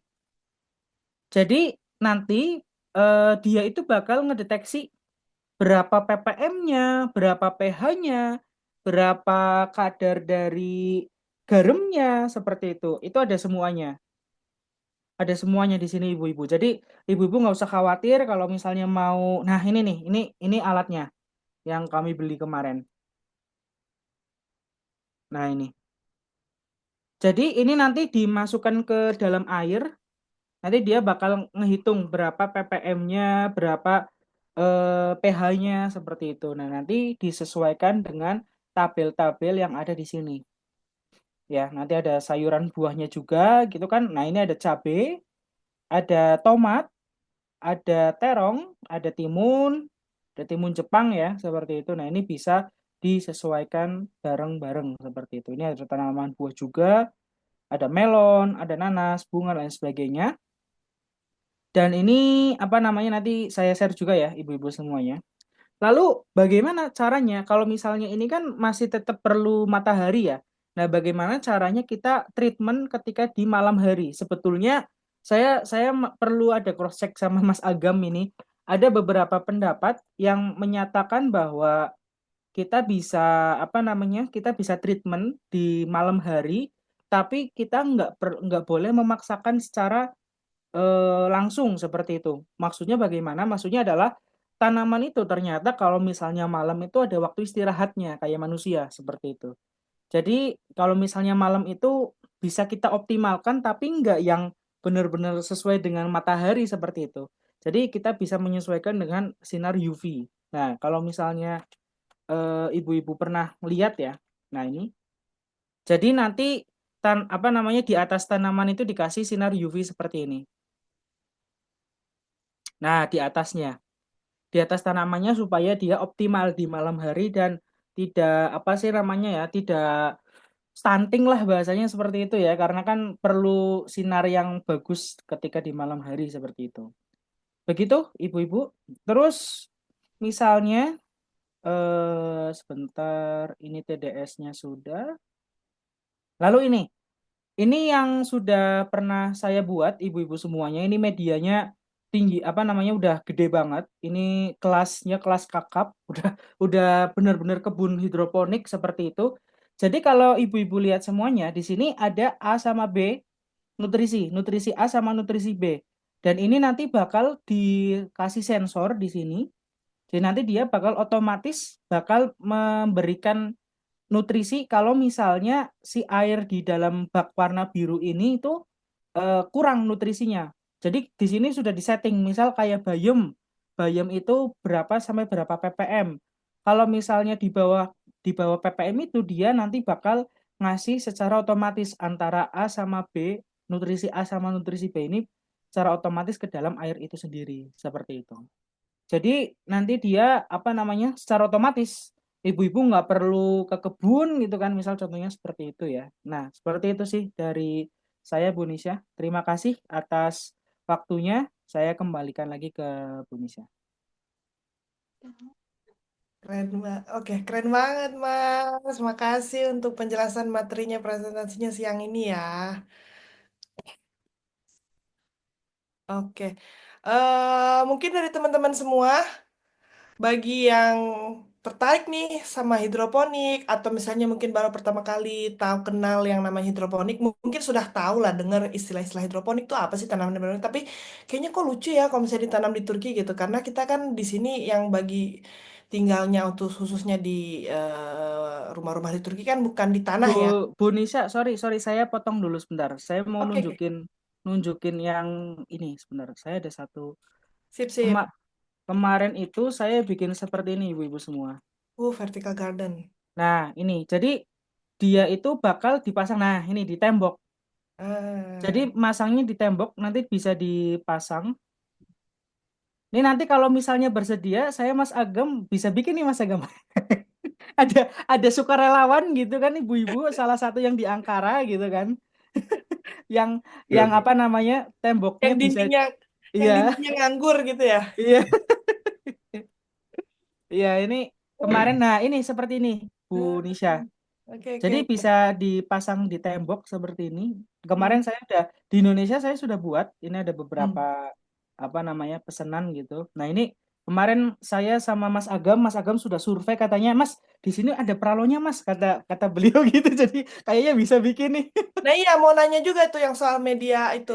Iya, iya. Ya, tapi mungkin sebelumnya saya ini tutup dulu ya, tutup Iya, sebentar. baik. Ini webinar hidroponik sudah disampaikan dengan sangat baik dan jelas oleh Mas Akbar. Terima kasih banyak Mas Akbar untuk penjelasannya. Terus teman-teman semua bagi yang mau tahu banget tentang hidroponik, terus mau tahu apa sih cara tips and triknya merawat hidroponik tuh bisa banget langsung ditanyakan saat ini ya, saat ini gitu. Bisa melalui chat atau nanti interaksi langsung atau mungkin mungkin mungkin nggak kepikiran sekarang. Nanti saya mau nanya nih tanaman saya tuh kayak gini-gini tuh kenapa ya masalahnya atau apa gitu. Bisa bisa lewat chat interaktif di WhatsApp grup yang udah kita share grup linknya. Mungkin ada pertanyaan pertama dari teman kita Mbak Mega. Nih saya bacain dulu. Tanaman saya kadang stagnan, tidak mati tapi tidak tumbuh. Ya Allah, digantung ya. Berbunga atau berbuah. Saya sudah pakai fertilizer cair dari kotoran cacing dan dicampur dengan air atau siwi Soujan gubresi. Apa yang biasanya menjadi penyebabnya? Oke. Boleh tanamannya itu jenisnya peace lily, tomat, cabai, jeruk purut. Oh, Mbak Baika banyak ya nanamnya di rumah ya, Mbak? Oke, mungkin bisa dipersilakan antara Mas Agam atau Mas Akbar yang mau jawab. Baik, Mbak Nisa. Eh, Mbak Miga ya, Mbak Miga. Yes. Jadi tadi katanya udah pakai pupuk cair dari Mhm. kotoran cacing. Nah, tapi yang perlu kita ketahui, kalau tidak salah, pupuk dari kotoran cacing ini itu lebih banyak kandungan C organiknya, kayak gitu, Mhm. dan juga kandungan N-nya. Nah, jadi balik lagi ke tadi tabel yang saya sampaikan bahwa khususnya untuk tanaman berbuah untuk bisa menstimulus munculnya bunga dan buah itu perlu kandungan P dan K, fosfor dan kalium yang tinggi kayak gitu. Nah, jadi mungkin karena tadi penggunaannya menggunakan pupuk dari kotoran cacing yang kandungan tertingginya itu karbon dan juga nitrogen, akhirnya si tanaman ini tuh tidak terstimulus untuk pembentukan bunga dan buah. Jadi mungkin coba pakai AB mix terus komposisi B-nya, larutan B-nya itu lebih tinggi dibandingkan dengan komposisi larutan A-nya. Yang misalkan biasanya 2 mili A, 2 mili B, ini coba ditambahin yang B-nya, tambahin 1 mili, 2 mili A, 3 mili B gitu. Untuk memperkaya si pupuknya ini dengan unsur hara P dan K kayak gitu. Nah, uh, ini kayak yang tadi saya sampaikan, nanti saya share lagi ya, saya skip lagi.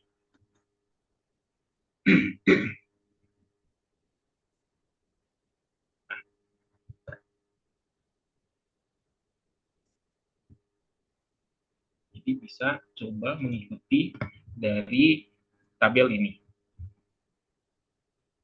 Nah, supaya nanti bisa menginisiasi pembungaannya, pakai konsentrasi nutrisi AB mix-nya dengan besaran 1400 ppm. Setelah muncul nanti bunganya, baru naik lagi jadi 1600 ppm. Mudah-mudahan bisa bisa terstimulus pemunculan bunganya. Karena tadi balik lagi, nah untuk tanaman yang dipanen bunganya atau buah dan bunganya perlu memperbanyak fosfor dan kalium pada saat mulai pembungaan. Jadi memang fosfor dan kalium ini sangat sangat penting, sangat penting inisiasi bunga dan buah. Mungkin itu bisa dicoba. Jadi kalau misalkan untuk tanaman yang daun, yang dipanennya daun, pakai vermicompost atau pakai pupuk cair dari kotoran cacing, itu bagus, bagus banget. Tapi untuk menginisiasi munculnya bunga, perlu ada nutrisi dari unsur hara sama akarnya. Gitu.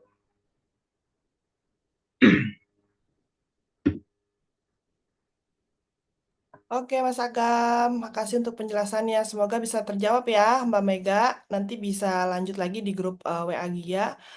Misalnya masih ada pertanyaan yang mau diajukan gitu.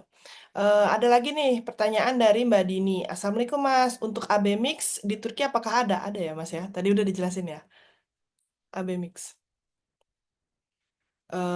Bisa dipesan di Trendyol ya, Mbak Dini. Ada, ada, ada. Heeh. Oke, gimana Mas? Mungkin ada penjelasan lebih? Bisa didapatkan di mana? Atau namanya mungkin apa? Ya, udah dikasih tuh Topraxis Tarum Spatial Eh, Genel Pesin. Tadi yang udah dijelasin sama AB Mas Mix. Agam ya, tuh Praxis Tarum katanya. Itu Mbak Dini Itu linknya saya share di di chat, ya. kalau Ini teman-teman yang mau nanya AB Mix bisa dapat di mana? Kalau misalnya pusing itu ya nyari-nyari secara offline bisa pesen di Trendyol. Ini kita nggak di endorse ya Mas ya. gede endorse. Saya tahunya cuma Trendyol aja, Mbak Nisa. Iya, Nah, ini ya, yang saya share ini ABMI cendal bentuk cair air. yang jerigenan. Tapi ada juga yang sasetan yang kemasan gitu yang dalam Hmm, itu juga ada. oke. Semoga menjawab ya Mbak Dini. Soalnya biasa beli dari Indonesia yang bubuk gitu. Oh, ada yang bubuk ya Mas kalau di Indonesia AB Mix itu ya? Ada. Oke, oke. Di Turki juga ada yang lebih Oke, Pak. mahal ongkirnya nanti kalau dari Indonesia.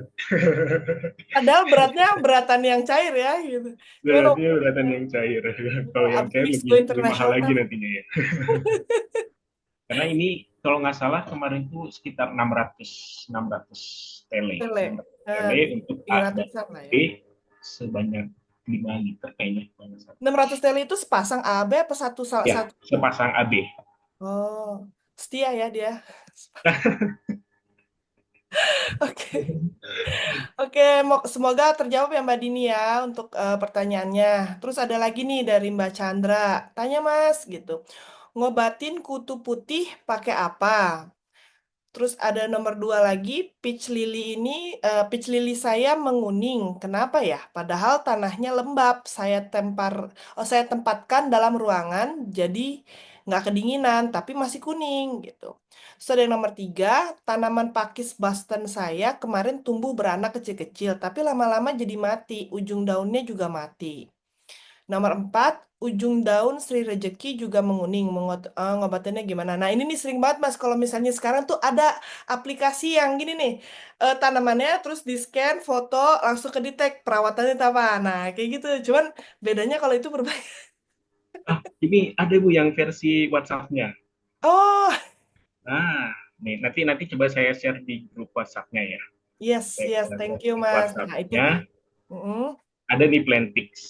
Jadi oke. kita cuma ngirim foto aja di WhatsApp Heeh. ini, terus dia mengidentifikasi. Sepertinya Heeh. Anda terinfeksi Iya.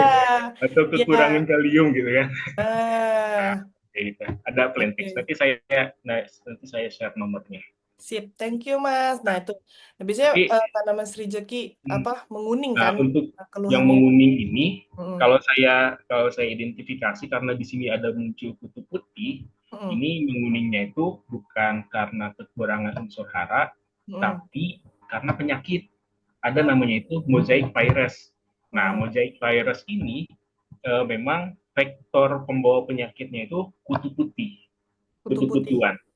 Oh, Nah, tanaman ada jadi kutu mungkin juga ya? Saya baru tahu loh. ada banyak kutu-kutunya. Tapi kutunya dia kayak kayak kutu rambut gitu nggak sih Mas? Gerak-gerak gitu apa dia tuh lebih kayak jamur? Kira-kira Oh, oke. kira-kira bahkan bisa terbang juga gitu ada Nyebar ke sayap manusia juga nggak ya? Atau eh, hmm, tapi nggak berpengaruh sih ke kita. Nah, gitu. oke. Nah, kebetulan riset saya waktu S2 itu tentang perkutuan.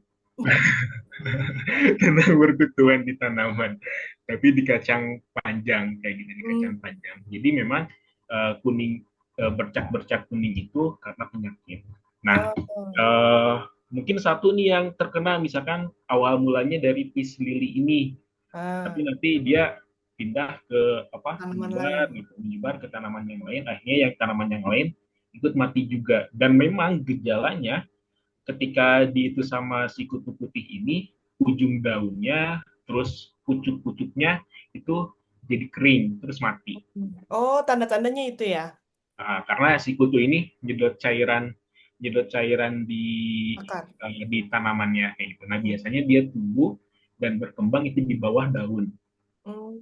di bawah daun. Nah, Oh, di bawah daunnya Mas, bukan tanah atau di akar gitu ya?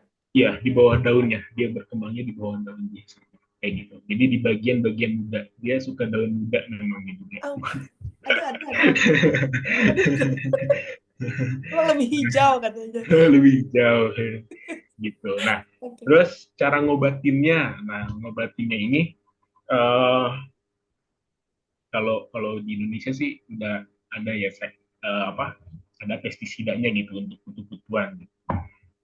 Kalau di Turki saya belum tahu namanya apa, tapi buat meminimalisir, pakai sunlight, ada nggak ya di sini Oh, sunlight? sunlight, iya. Sabun cuci Apa piring lah merek ya. merek sabun cuci baju? Sabun cuci piring ya, Mas? Ya, sabun cuci piring, gitu. Sabun cuci piring buat merontokkan si kutu-kutunya ini. Jadi disemprotnya di bagian bawah daunnya. Oh, Kalau itu bisa campur air. pakai, ya, kalau bisa pakai sprayer yang bertekanan tinggi juga. Kayak gitu. Oh, diatur juga sprayernya yang mana? Iya, jadi yang bisa ngerontokin juga. Rontokin. Oh, sekalian kayak didorong gitu ya. Airnya mendorong kutunya gitu. Sama pertanyaan terakhir yang dari Mbak Mbak Chandra juga, apa opsi pupuk organik yang bisa kita buat sendiri di rumah? eh Opsi pupuk organik yang bisa dibikin di Hmm. rumah, apa ya masak, Mbak? Ada ide nggak? Kalau saya sih mungkin Kalau kepikirannya, kalau eh, itu sih bisa pakai biometana ya, tapi nggak tahu tuh campurannya gimana itu Mas. kalau Kalau saya sih mungkin biometana. paling, karena di sini ada musim gugur, Hmm. banyak banyak bahan-bahan organik yang bisa kita komposkan kayak gitu. Nanti ditambahin sama sisa-sisa makanan. Hmm. Jadi kalau saya pernah dapat materi itu untuk membuat kompos, jadi ada yang namanya greens, ada yang namanya browns. Browns ini tuh tadi bahan-bahan organik yang udah kering. Greens ini tuh yang masih basah, yang masih hijau, atau Mm-mm. itu dari daging, dari ikan, dari apalah bekas makanan. Nah, perbandingannya 50-50. Hmm. Jadi perbandingan secara volume. Perbandingan secara volume. Jadi dikasih browns-nya, nanti dikasih greens-nya. Browns-nya dikasih greens-nya. Oh, Nah, dilapis-lapis gitu ya, Mas? dilapis-lapis. Nah, terus pakai trash bag, pakai plastik. Plastik supaya si menjaga supaya hangat kayak gitu, supaya tumbuh si bakteri-bakterinya gitu. Itu mungkin yang bisa dilakukan. Atau sekarang ada yang namanya ekoenzim. Ekoenzim itu juga bisa, kayak misalkan ada sisa-sisa buah, kulit-kulit buah, Mhm. nanti mungkin lebih lanjutnya lagi saya perlu belajar lagi juga tentang ekoenzim, bagaimana cara pembuatannya, tapi di internet juga cukup banyak. Nah, ekoenzim ini juga tadi selain bisa buat pupuk, jadi pupuk organik, tapi bisa jadi pestisida organik juga. Hmm. Kayak gitu. Oh, pupuk Nah, dan ini bisa pestisida. buat kutu-kutuan juga nih, ekoenzim. Guys, coba nih. Itu buat bunga-bungaan juga boleh ya, Mas ya? Pakai Bisa. gitu. Hmm, bisa. Kulit-kulit buah-buahan. Kulit-kulit buah, misalkan jeruk, kulit buah jeruk, terus nanti ada kulit bawang, Kulit bawang boleh. kupas bawang, Hmm. campurin aja semuanya di air, nanti terus ditambah apa gitu, saya molasses bisa nih Molasses ada. dari anggur itu ya, pengganti Iya, kecap salah ya. ya. Penggantinya kecap. Ya, gantinya kecap. Nah, tambah itu. Nah, untuk takarannya seberapa berapanya mungkin nanti bisa kita cari lebih lanjut. Ah. Jadi ekoenzimnya ekoenzim. tuh disemprotin aja gitu ya, Mas? Ah, ah. Buat Oke. penanggulangan kutu juga, buat ya buat hama-hama lah bisa. Bisa untuk pupuk dan pestisida juga. Oke. Ada lagi teman-teman pertanyaan yang mau disampaikan baik via chat atau misalnya mau langsung disampaikan, diutarakan langsung ke Mas Akbar atau Mas Agam. Silahkan, boleh banget. Masih ada waktu sekitar berapa menit lagi tersisa. Oh ya Mas, mau nanya, kalau yang soal hidroponik, aku sebenarnya jujur nggak punya pengalaman sama sekali terhadap apa ya hidroponik gitu ya.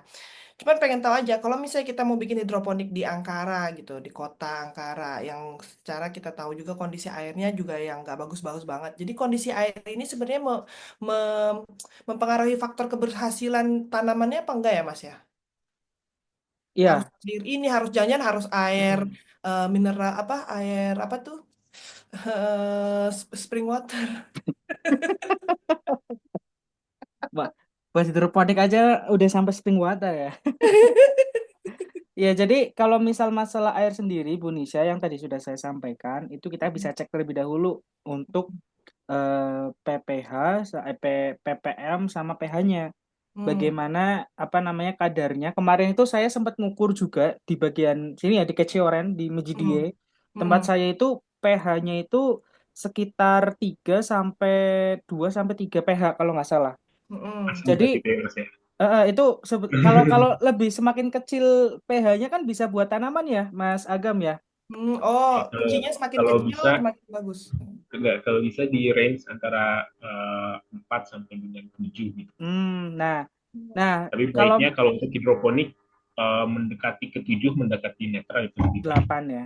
Nah, Hmm, jadi kalau misalnya apa namanya ada sesuatu hal seperti itu tuh mau nggak mau ya pH-nya dinaikkan, Bu Nisha. hmm. Dengan Seperti itu. obat-obat gitu ya.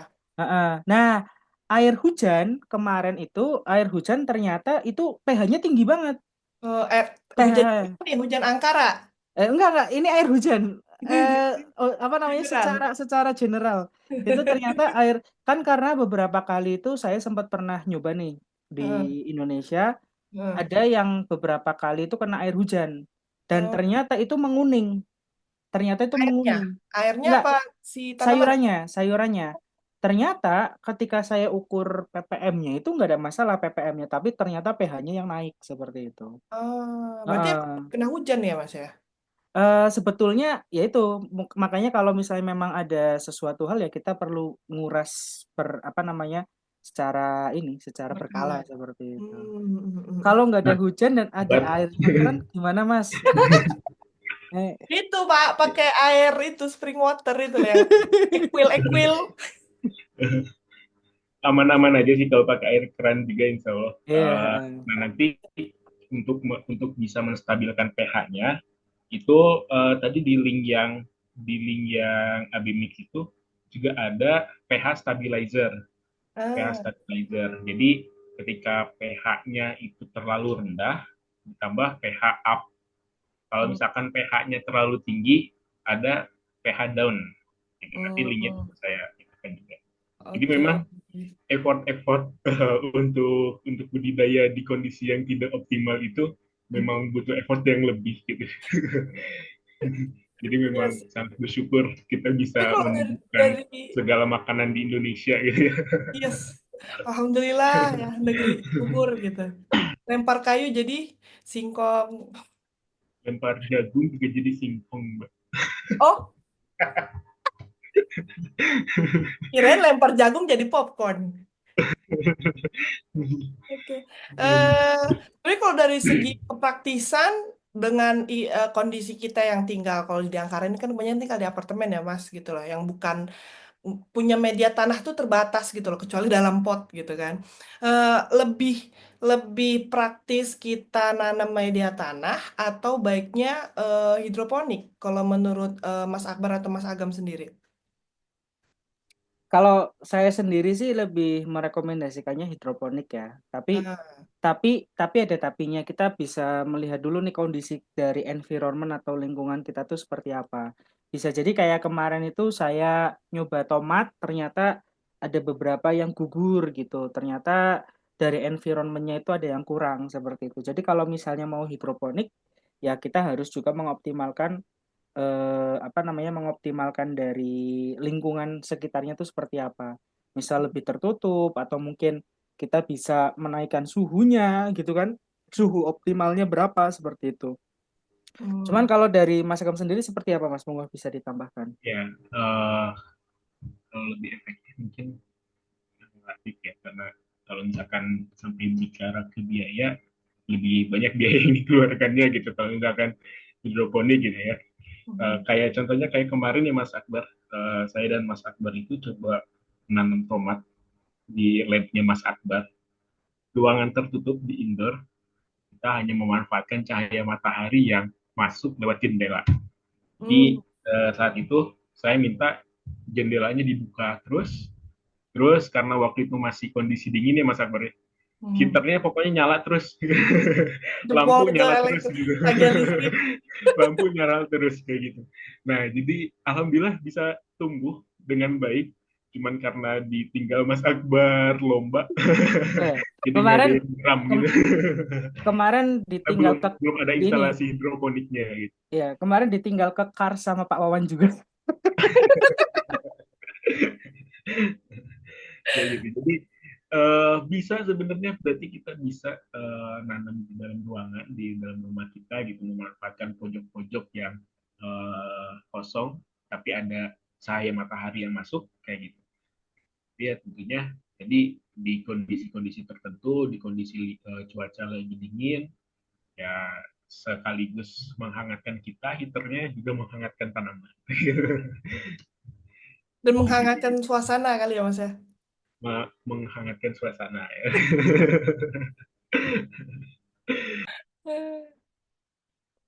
Oke, terus sama ini hidroponik kan kita suka ngeliatnya pakai pipa pralon ya Mas. Pipa. Apakah ada alternatif lain? Misalnya nih kita gelin-gelin kayaknya kalau di sini ke toko material kan jarang ya Mas, cewek gitu biasanya Nah, Pak. ya gini, Alternatif lain nggak? ada Bu. Ini nih kemarin kami itu bikin pakai ini Bu. Sebentar, Bu Nisha. Nah ini. Saya kemarin pakai ini Oh, doang ini. Cuman botol pakai plastik itu, botol handcup. 5 liter saja.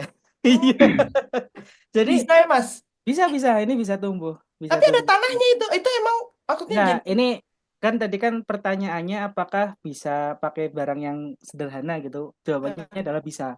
Jadi Hmm. nanti kalau misalnya mau pakai hidroponik, ini tuh nanti bakal dikasih kain ini, kain yang buat apa namanya air kain di wall bawahnya seperti kain apa Mas? kain wall Kain wall ya. Nah nanti Hmm. dia nanti bakal ditaruh di bawah. Jadi yang ini kan karena saya pakainya tanah ya, Hmm. jadi pakainya tanah jadi airnya dari atas. Nah kalau hidroponik nanti airnya mengambang di bawah, dia Hmm. bakal menyerap ke atas Bu, gitu. Oh, gitu. tapi dengan botol ya bedanya. Pakai ya botol ini Banyak. botol 5 liter ini. Ini apa Mas? Kemarin Tomat. tomat Tomat tomat ini. tomat. Hmm. Tomat.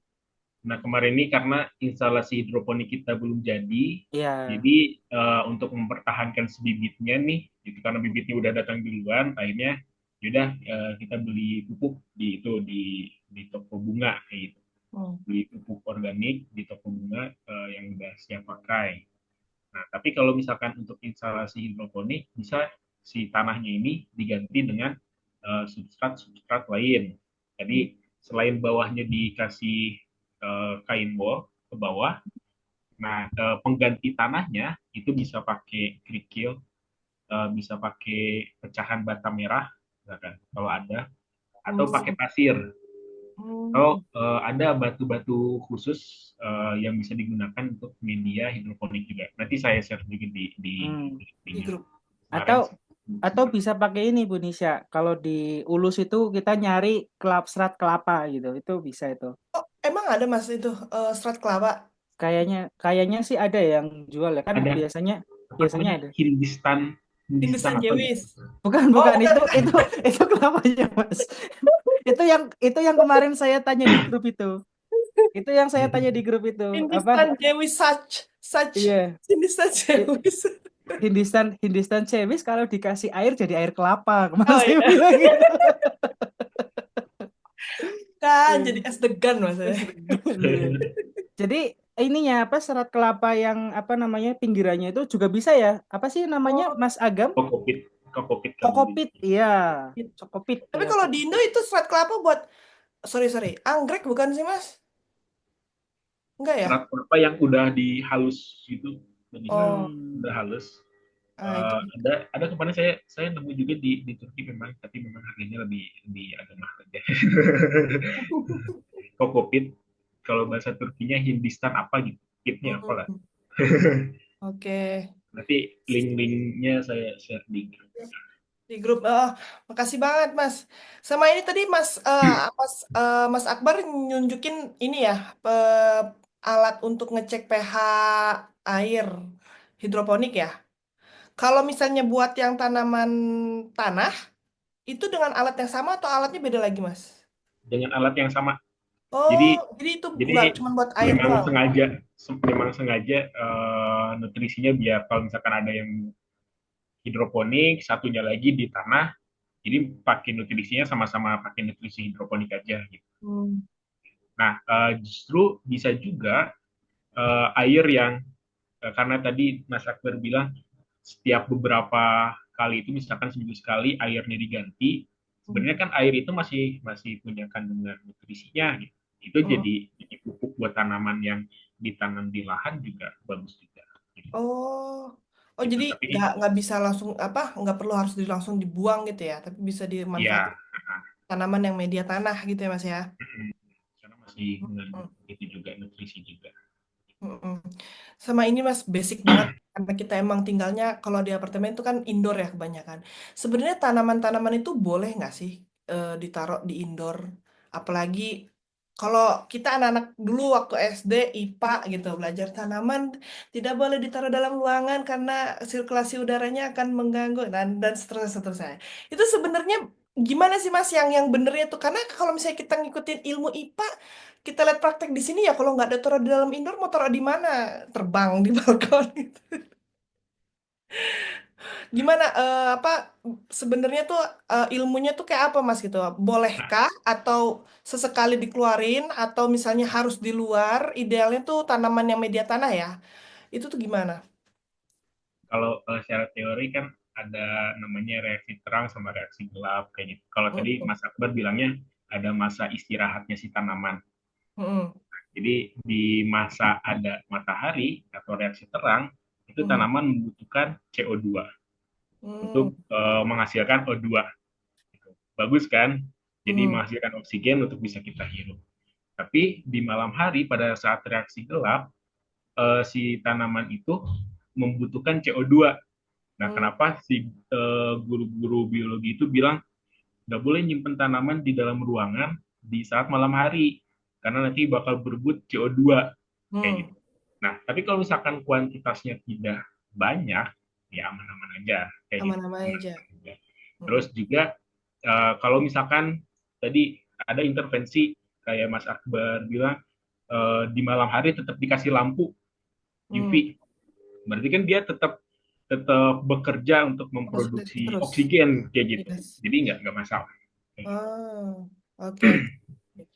Sip, sip. Iya, itu penting banget, Mas. Karena kan kita suka ngeliat-liat ada yang taruh di ruang TV, ada yang taruh di kamar. Kalau di balkon masih mending ya, karena ada sirkulasi udara gitu kan. Udara. Kalau di kamar, di ruang TV kayak gitu, itu tuh kayak bertentangan sama yang kita dapat waktu sekolah. Sama sebenarnya emang boleh nggak sih kayak Iya. gitu? Dan Bu Nisha, saya tambahkan ya. Dan Heeh. itu memang awalnya saya fakta juga seperti itu kayak gitu kan agak sedikit menyimpang. Tapi karena saya juga sekarang penelitiannya di tanaman justru malah seringnya ada ini di rumah kayak gitu.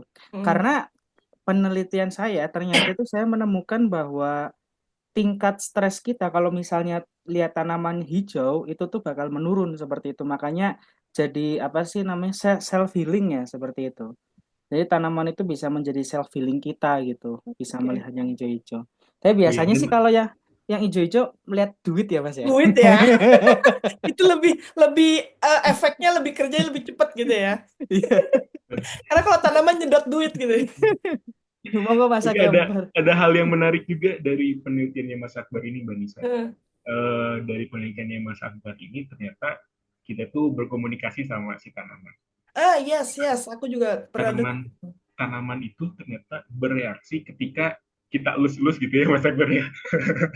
Ini ya, kalau kalau love language-nya itu physical touch ya katanya.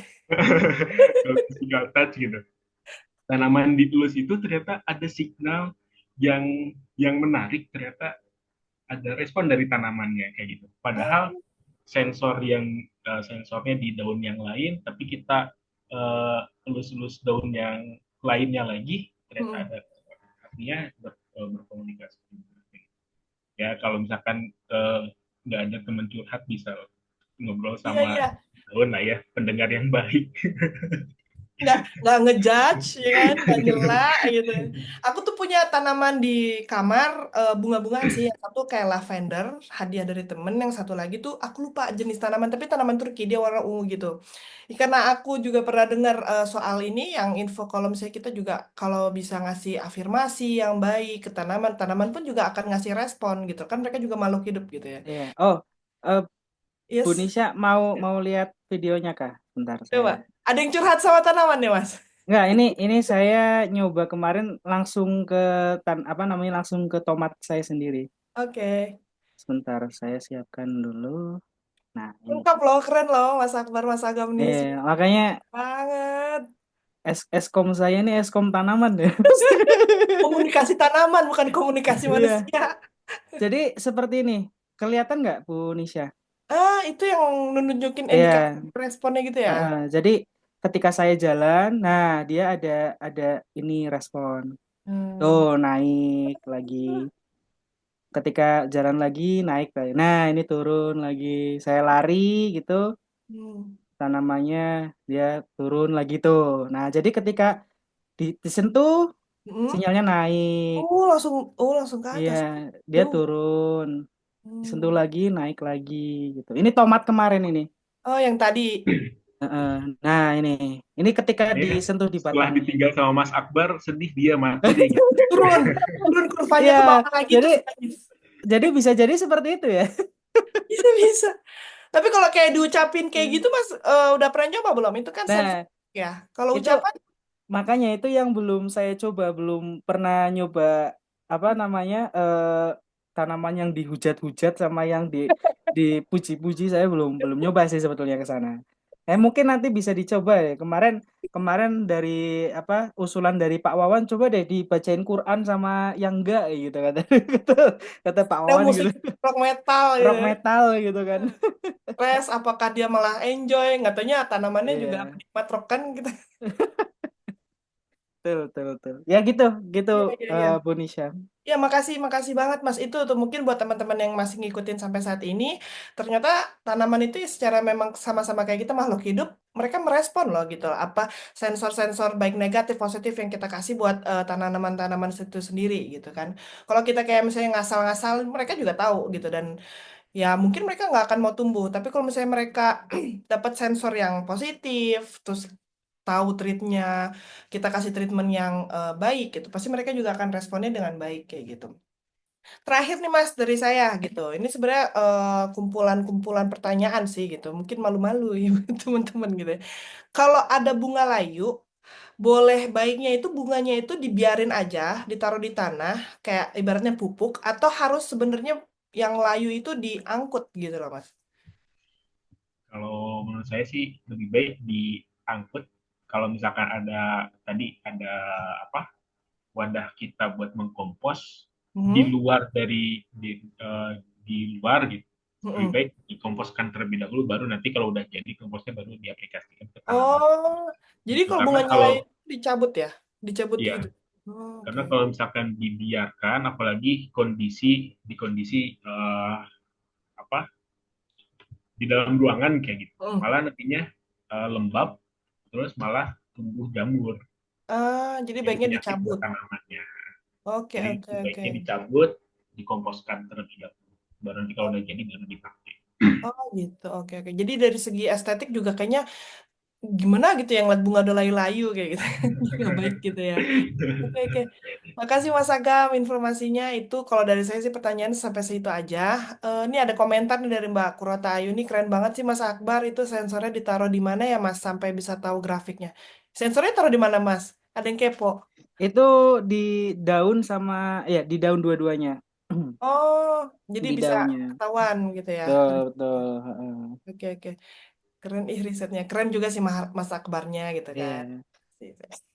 Ya Oke, ada makanya teman-teman ya. makanya makanya Eskom yang salah jalan ya Mas Agam. Komunikasi, komunikasi tanaman gitu. Itu tanaman saya. Karena udah mainstream banget komunikasi sama antar manusia itu udah banyak. Komunikasi ke hewan juga udah ada gitu. Ini tanaman nih belum ada gitu kan. Sip-sip teman-teman semua, ada pertanyaan lagi yang mau disampaikan di sesi webinar kali ini. Kalau misalnya dari teman-teman masih ada pertanyaan yang ketinggalan, kira-kira mau ditanyain lagi nih, kita bisa gabung banget di link WhatsApp grup yang udah kita share. Bisa tanya di sana lebih lanjut ke Mas Agam atau Mas Akbar kayak gitu terkait tanam menanam dan hidroponik ini. Ini ada juga Mas Pak Darmawan ekspor kokopet. Kokopet itu ini ya, serbuk kayu itu, serbuk kelapa itu ya Mas ya, sabut kelapa Betul, itu ya. betul. Ekspor kokopet ke Turki aja. Oke, siap Pak gitu. Nanti kita siapin ininya kontainernya. Oke, makasih banyak sekali lagi kita ucapin untuk waktunya, untuk ilmunya, sharing ilmunya sudah sangat-sangat daging semua, sangat kok lengkap, informasinya detail sekali buat Mas Agam, buat Mas Akbar, sukses terus buat studinya, sukses terus buat semua urusannya di Turki ini, kerjaannya dan penelitiannya tentunya gitu loh. Oh, ternyata ada lagi nih satu, Mas Map. Mbak Dian dari Duzje. Risetnya Masya Allah jadi teringat, ada juga teman-teman atau keluarga pernah cerita kalau tanaman mereka nggak berbuah, tapi setelah diomelin, eh, next dia malah berbunga dan berbuah. Apakah mungkin tanaman itu mendengar dan mengerti ucapan kita ya? Oke, boleh Tapi Mas ini buat penutup ya, share gitu loh. jadi memang munculnya bunga, terus kemudian buah itu salah satu yang inisiasinya itu kondisi stres, Ah, stres pada tanaman. Jadi misalkan kayak tanaman mangga, dia baru berbunga nanti ketika musim kemarau, baru hmm. muncul bunga kayak gitu. Karena di kondisi kemarau itu ya tanaman mangga ada kondisi stres kekeringan gitu, nggak ada air kayak gitu. Jadi akhirnya kondisi stresnya muncul, dia bereproduksi. Sama lah kayak kayak manusia kalau banyak stres larinya ke reproduksi gitu ya. Karena memang secara naluriahnya seperti itu makhluk hidup. Di Hmm. kondisi stres dia akan berusaha untuk mempertahankan eksistensinya sebagai makhluk Yes. hidup kayak gitu. Nah, malah dengan teori ini akhirnya di apa ya dimanfaatkan untuk di bidang tanaman. Hmm. Jadi kayak misalkan tanaman-tanaman buah, kelengkeng, terus misalkan apa ya yang di Indonesia biasanya kelengkeng yang udah ini. Jadi di sekelilingnya itu dipupuk kayak bahan bahan yang buat meledak, saya lupa natrium apa gitu ya. Dipupuknya pakai natrium itu untuk membuat kondisi stres nanti di bagian akar, seperti Hmm. kondisi stres kekurangan air. Nah, dari kondisi stres itu akhirnya dia berbunga. Nah, Hmm. mungkin kayak merujuk ke yang ini juga setelah diomelin tanamannya ikut stres Stres gitu. ya. Stres akhirnya ya udahlah berbunga aja gitu. Sebelum saya akhiri hidup ini Ini gitu. ini saya dirawat apa diikutin wajib militer ya kan? Kayak gitu. Berarti Gitu. Jadi berarti kesimpulannya Mas Agam jangan stres ya. jangan stres bahaya.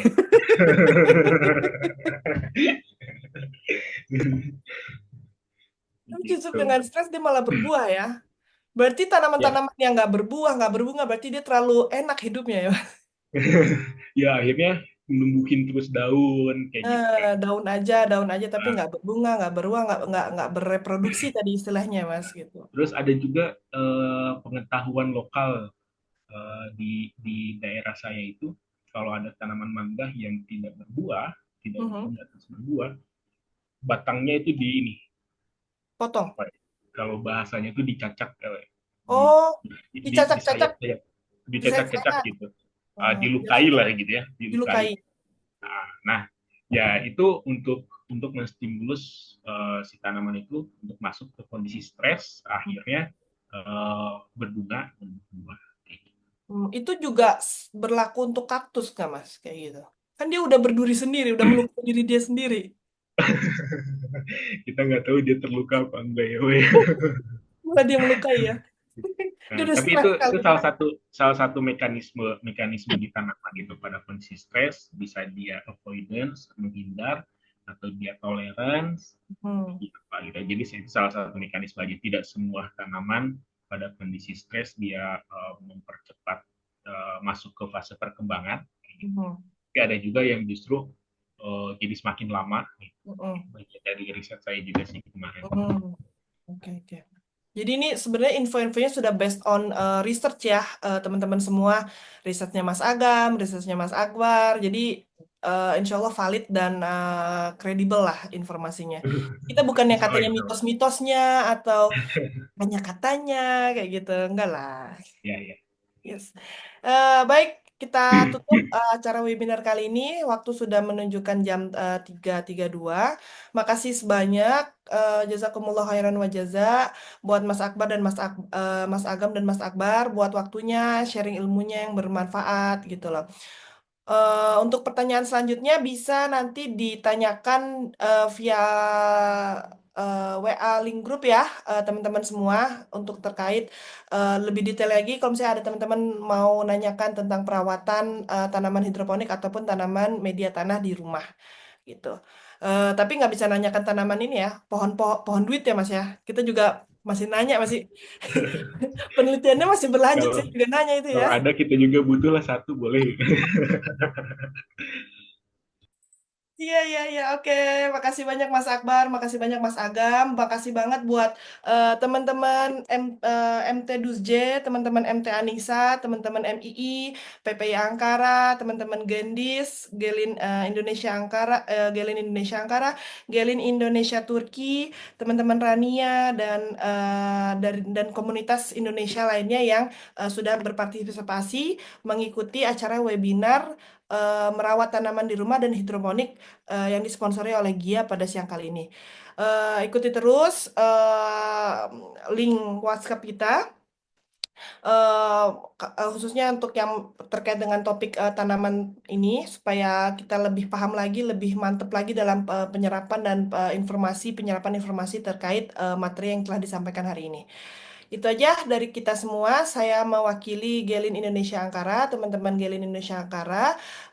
Berterima kasih, mengucapkan rasa terima kasih sebesar-besarnya dan puji syukur atas terlaksananya kegiatan webinar pada siang hari ini dengan sangat baik. Akhir kata saya tutup webinar kali ini. Assalamualaikum warahmatullahi wabarakatuh. Tapi tunggu sebentar teman-teman. Kita foto bareng dulu ya, sesi foto bareng sebelumnya. Oke, Mbak Karin boleh ya minta tolong Mbak untuk screenshot. Teman-teman semua Oke. yang hadir boleh tolong dibuka kameranya. Kasih senyum terbaiknya. Sebentar, sebentar. Yes, Gimana sih biar kelihatannya tuh sama semua? sama Di- semua. Sama Jadi si semua. screen-nya tuh nggak bisa ya? Oh, backgroundnya gitu. Ada yang besar, ada yang kecil gitu. Gimana ya caranya? Ini di view, terus tekan di galeri. Nanti kan dia yang thumbnail ukurannya Iya, kotak-kotak gitu. benar-benar. Sip. Sorry, sorry. Oke, bagi teman-teman semua boleh minta tolong dibuka kameranya biar Oke. kita bisa Satu, foto bareng. dua, Satu, tiga. dua, tiga. Oke, bentar. Ada berapa ini? Sekali lagi ya, bentar. Lagi.